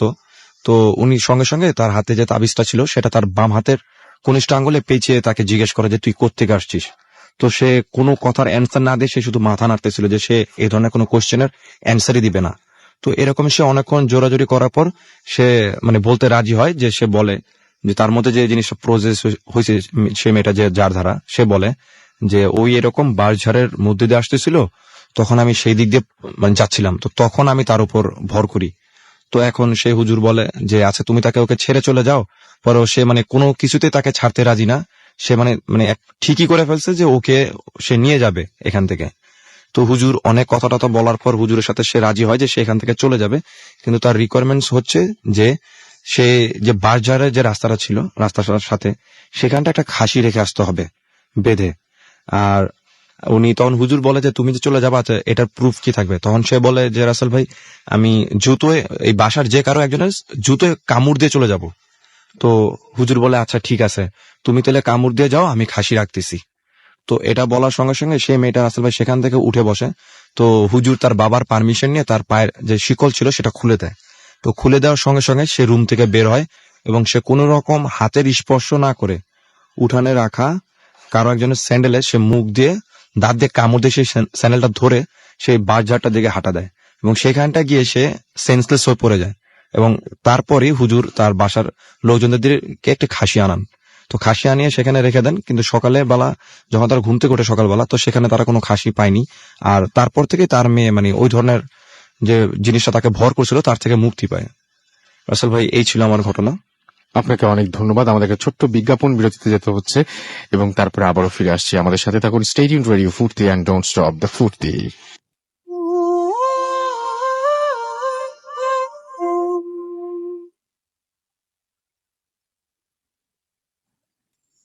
শুনছেন সবসময় রেডিও ফুর্তি 88.0 FM, বাংলাদেশের সর্ববৃহৎ রেডিও নেটওয়ার্ক। আর চলছে ভূত এফএম। আর এখন ভূত এফএম অনেকটাই অন্যরকম এবং সেই সাথে আরো বেশি ভয়ের উইথ গ্রামীণ ফোন। সো জানিয়ে দিচ্ছি আপনাদেরকে ঘড়ির সময়টা এখন 1:44 ঘড়ির সময়। আর আমার কাছে বেশ কিছু এসএমএস রয়েছে। এমডি আসাদ আমাদের লিখেছেন ঢাকা কামরাঙ্গীর। আচ্ছা, তিনি লিখেছেন যে একটু আগে যে ঘটনাটা বলা হলো, ওই যে তিনি বলছেন যে সত্য, সেই শহীদনগরের যে ঘটনাটা সেটা সত্য, এবং তিনি বলছেন যে আমি ছিলাম। আর এটাকে জুতার কারখানার ঘটনা সেটা তিনি লিখেছেন এবং সেটার গলির নাম টাম ঠিকানা দিয়ে দিয়েছেন তিনি। তন্ময় রয় আমাদের লিখেছেন বেইলি রোড থেকে, সেকেন্ড সিজনটা খুব এনজয় করছি, আই হ্যাভ এ স্টোরি। ভূত এফএম এর ইমেল অ্যাড্রেসটা তিনি চান এবং সেখানে তিনি এই ঘটনাটা পাঠাতে চান। আমাদের ইমেল অ্যাড্রেস হচ্ছে bhutfm@radiofurti.fm, which is BHWTFM@radioFOORTI.fm। আপনার নাম, ঠিকানা এবং ফোন নাম্বার সহ আপনার জীবনের সেরা ঘটনাটি পাঠিয়ে দিন আমাদের কাছে। অবশ্যই শুরুতে উল্লেখ করতে ভুলবেন না যে ঘটনাটি আপনি নিজে এসে এখানে শেয়ার করতে চান নাকি আপনি চান যে আমরা ঘটনাটা পড়ে শোনাবো। যারা দেশের বাইরে রয়েছেন তারা ঘটনাটি রেকর্ড করে অডিও ক্লিপটি পাঠিয়ে দিন আমাদের কাছে। আমাদেরকে এছাড়াও এসএমএস করেছেন, দেখতে পাচ্ছি যে অমি, তিনি বলছেন যে মালয়েশিয়া এয়ারলাইন্স এর যে নিখোঁজ হওয়ার যে ব্যাখ্যাটা, সেটা মানে ঘটনাটা, সেটার কোনো ব্যাখ্যা আমার কাছে আছে কিনা। ভাই, এটার কোনো ব্যাখ্যা তো আমার কাছে নেই, তবে এই ব্যাপারে আমি আপনাকে জানিয়ে দিতে পারবো যদি আমি পরবর্তীতে মানে কোনো এটা রহস্য কেউ ভেদ করে বা এটা যদি আসলেই রহস্যের কিছু হয়, সেটা আমি যখন জানতে পারবো তখন আপনাকে আমি জানিয়ে দেবো। তার আগে আমি তো আগে থেকে গেস করে কিছু বলতে পারবো না। এখানে যারা আসেন তাদের মধ্যে অনেকে এরকম গেস করতে পারেন, অনেকে অনেক বিচক্ষণ, বিজ্ঞ, অনেক কিছু, কিন্তু আমি আসলে কিছুই না। আমি জাস্ট তাদের সাথে আপনাদের পরিচয় করিয়ে দেই। বাঁধন আমাদের কুষ্টিয়া থেকে লিখেছেন যে আজকের সব স্টোরি ভালো লেগেছে, বিশেষ করে কুষ্টিয়ারটা। আমাদেরকে ইসলাম লিখেছেন যে 3টার আগে আজকে শেষ করা যাবে না, তার নাকি খবর আছে। মিশা আমাদেরকে লিখেছেন যে ভাই, আমার 3 ইয়ার্স মানে 3 বছরের একজন আমার বেবি, তার নাম হচ্ছে মুমিত, এবং সে ভূত এফএম না শুনে ঘুমায় না। He is a big fan of ভূত এফএম। মুমিত, আমার মনে হয় যে মানে কি বলবো, যে কথা আছে না যে তাড়াতাড়ি বিছানায় যাওয়া এবং যে আর্লি টু বেড, একটা একটা ব্যাপার আছে না, যে আপনাকে তো আমি এখন পুরোটা বলতেও পারছি না আসলে। ভূত এফএম শুনছেন, এটা জেনেও খুব ভালো লাগছে। Thanks for being with us, but YONO যে মানে স্কুল থাকে বা এরকম, আমার মনে হয় যে এত ছোট, আচ্ছা এখন তো স্কুলেরও সময় হয়, সো একটু তাড়াতাড়ি ঘুমিয়ে পড়তে হবে, নাহলে শরীর খারাপ করবে।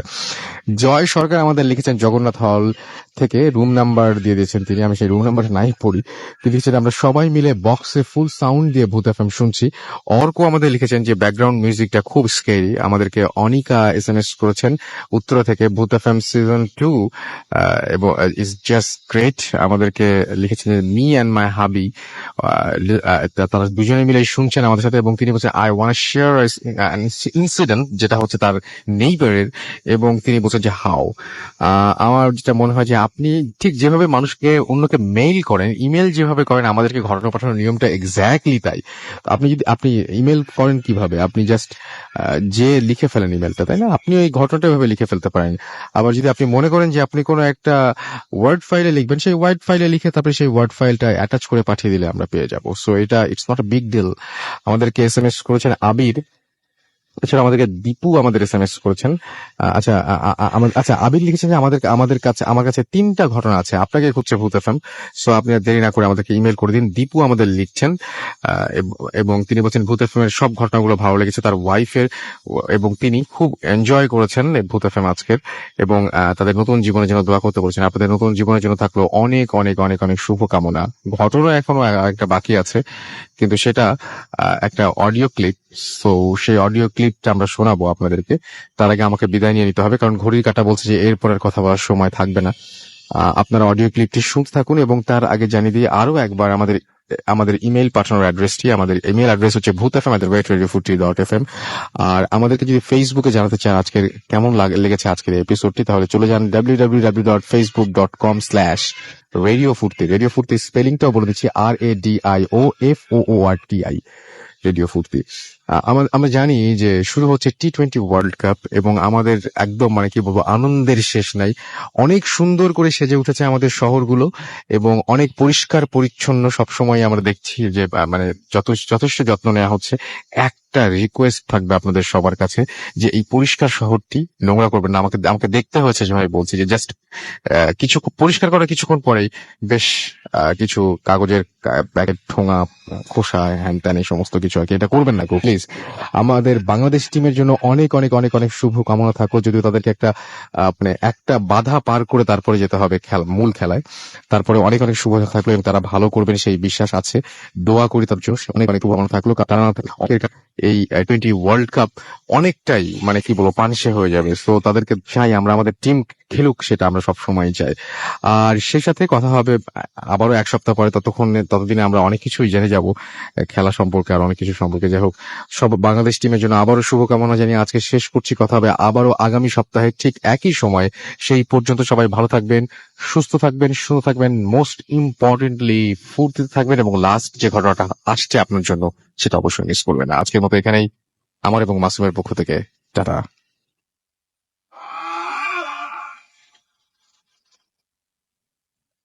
হ্যালো, আসসালামু আলাইকুম রাসেল ভাই। আমি শারমিন বলতেছি নিউইয়র্ক থেকে। আমি ভূত ফিল্মের একজন রেগুলার লিসেনার। এই পর্যন্ত আমি একটাও এপিসোড মিস করি নাই। এনিওয়ে, আজকে আমি আপনাদের সাথে যে ঘটনাটা শেয়ার করব সেটি আমার নানা এবং নানিকে নিয়ে আমার মায়ের মুখ থেকে শোনা, এবং কিছুটা আমি দেখেছি। আমি তখন খুব ছোট ছিলাম, বাট আমার মনে আছে কিছু কিছু। তো আমি সরাসরি আমার ঘটনায় চলে যাচ্ছি। আমার ঘটনাটা হলো, আমার নানা ছিলেন একজন বাংলাদেশ বিমানের অফিসার, এবং ঘটনাটা অ্যাকচুয়ালি 1989 বা 90 এরকম হবে। তো আমি তখন খুবই ছোট, আমার বয়স তখন 5 কি 6 বছর। আমার টোটালি সবকিছু মনে নেই, বাট আমার হালকা হালকা অনেক কিছুই মনে আছে। তো আমার নানা যখন বাংলাদেশ বিমানের একজন অফিসার ছিলেন, সে প্রায় কাজে ইন্ডিয়ায় যাওয়া আসা করতেন। তো আমার নানা যখন ইন্ডিয়ায় যাওয়া আসা করতেন, আমাদের বাসা তখন ছিল রায়ের বাজার টালি অফিসে। ঘটনাটা হচ্ছে যে আমার নানা যখন ইন্ডিয়া যাওয়া আসা করতেন, আমার নানি থাকতো ঢাকাতে রায়ের বাজারে, এবং ওই সময় আমার নানার সাথে একজনের অ্যাফেয়ার হয়, একজন ইন্ডিয়ান মহিলার অ্যাফেয়ার হয়, বাট উনি কলকাতার, উনি ইন্ডিয়ান বাঙালি বলতে গেলে। তো তাদের সাথে এমনই অ্যাফেয়ার হয়ে যায় যার কারণে তারা এগ্রি হয় যে বিয়ে করার জন্য। কিন্তু আমার নানি চাচ্ছিলেন না যে সে আরেকটা বিয়ে করুক। তো অনেকভাবে আমার নানি বোঝানোর পরে, যে আমার আম্মুরা 4 ভাই বোন ছিলেন, 2 বোন 2 ভাই। তো এই কারণে অনেক বোঝানোর পরে আমার নানা উনাকে বিয়ে না করতে এগ্রি হন। তারপরে যেটা ঘটে হলো যে ওই মহিলাটা আমার নানাকে কি বলে বা কিভাবে যেন একটা পাথর দেয়। সেই কালো রঙের পাথর, একদম কুচকুচে কালো, এবং এই ধরনের পাথর আমরা কখনো দেখেছি বলেও মনে হয় না। তো এই পাথরটা যখন আমার নানার কাছে চলে আসলো বা নানা নিল, তখন থেকে আমার নানি কে উনি দেখতে পারেন না। আমার নানিকে একেবারেই সে সহ্য করতে পারেন না, এবং সে টোটালি উনাকে বিয়ে করার জন্য উনাকে সে বিয়ে করবেই। কোনো কারণ দিয়ে তাকে আর বোঝানো যাচ্ছিল না যে বিয়ে না করার জন্য সে বিয়ে করবেই। তো আমার নানি গেলেন একজন মসজিদে হুজুরের কাছে, যে এরকম এরকম হলো ঘটনা, যে এক পাথর ওনার সাথে সারাক্ষণ থাকে, এবং এই পাথরটা যখনই ওনার কাছে দেখলো আমার নানি, সে তারপরের থেকেই দেখা যাচ্ছে যে মানে আমার নানিকে সহ্য করতে পারতেছেন না। তো এই ঘটনাটা পুরাটা যখন উনি ডিটেলস ওই হুজুরকে বলেন, তখন হুজুর বললো যে ঠিক আছে, আমি আপনাকে পরের দিন জানাবো। তো কারণ হুজুর জিন দিয়ে মানে জানতে পারতো অনেক কিছু। তো পরের দিন যখন আমার নানি আবার গেল ওনার কাছে, তখন উনি বললেন যে ওই পাথরটা একটা কালো জাদু করা, এই কারণে আমার নানু তাকে উনি দেখতে পারেন না। তো কোনোভাবে যদি পাথরটা ওনার থেকে সরিয়ে ফেলা যায়, তাহলে হয়তো বা উনি কালো জাদু থেকে মুক্তি পাবে। তারপরে আমার নানি যখন পাথরটা নিয়ে অনেক দূরে বেড়িবাঁধের অনেক দূরে, আমার নানা যখন গোসল করতে গেছিল বাথরুমে, তখন নিয়ে আমার আম্মুকে নিয়ে সে অনেক দূরে ওই পাথরটা ফেলে দিয়ে এসেছিল, যে বেড়িবাঁধের পরে বছিলার ওদিক দিয়ে কোনো এক জায়গায় সে ফেলে দিয়ে এসেছিল। তো ফেলে দিয়ে আসার পর উনি যখন বাসায় ব্যাক করে, তখন পাথরটা সেম জায়গায় দেখতে পারেন। বাট হাউ ইজ পসিবল, এই পাথরটা কিভাবে আসলো এটা আমরা এখনো জানি না। বাট আমার এটুকু মনে আছে যে আমরা তখন ড্রয়িং রুমে বসা ছিলাম আমার আম্মু কোলে, এবং আমার নানি কোনো কারণে পাথরটা ছুঁড়ে বাইরে ফেলে দিছিল, এবং পাথরটা সরাসরি এসে বাইরে থেকে ছুটে এসে মাটিতে পড়ে, মেঝেতে, আমাদের ঘরে ড্রয়িং রুমের মেঝেতে পড়ে, এবং সেখান থেকে অনেক রক্ত বের হচ্ছিল, জলজান্ত মানুষের মতো রক্ত। এই কথাটা আমার স্পষ্ট মনে আছে, বাট বাকি কথাগুলো মনে নেই। তো যাই হোক, আমরা আমার নানাকে ওখান থেকে আর ফিরাই আনতে পারি নাই। আমার নানা ওই মহিলাটিকে বিয়ে করেন, এবং কিছুদিন আগে আমি যখন বাংলাদেশে গেছিলাম, এই জানুয়ারি 5 তারিখে, আমি আমার নানার সাথে দেখা করতে গেছিলাম। উনি এখন বর্তমানে গুলশানে থাকেন। তো আমি তখনও ওনার আঙুলে পাথরটা দেখতে পেয়েছিলাম। তো রাসেল ভাই, এই ছিল আমার ঘটনা। আশা করি আপনাদের ভালো লাগবে। ধন্যবাদ।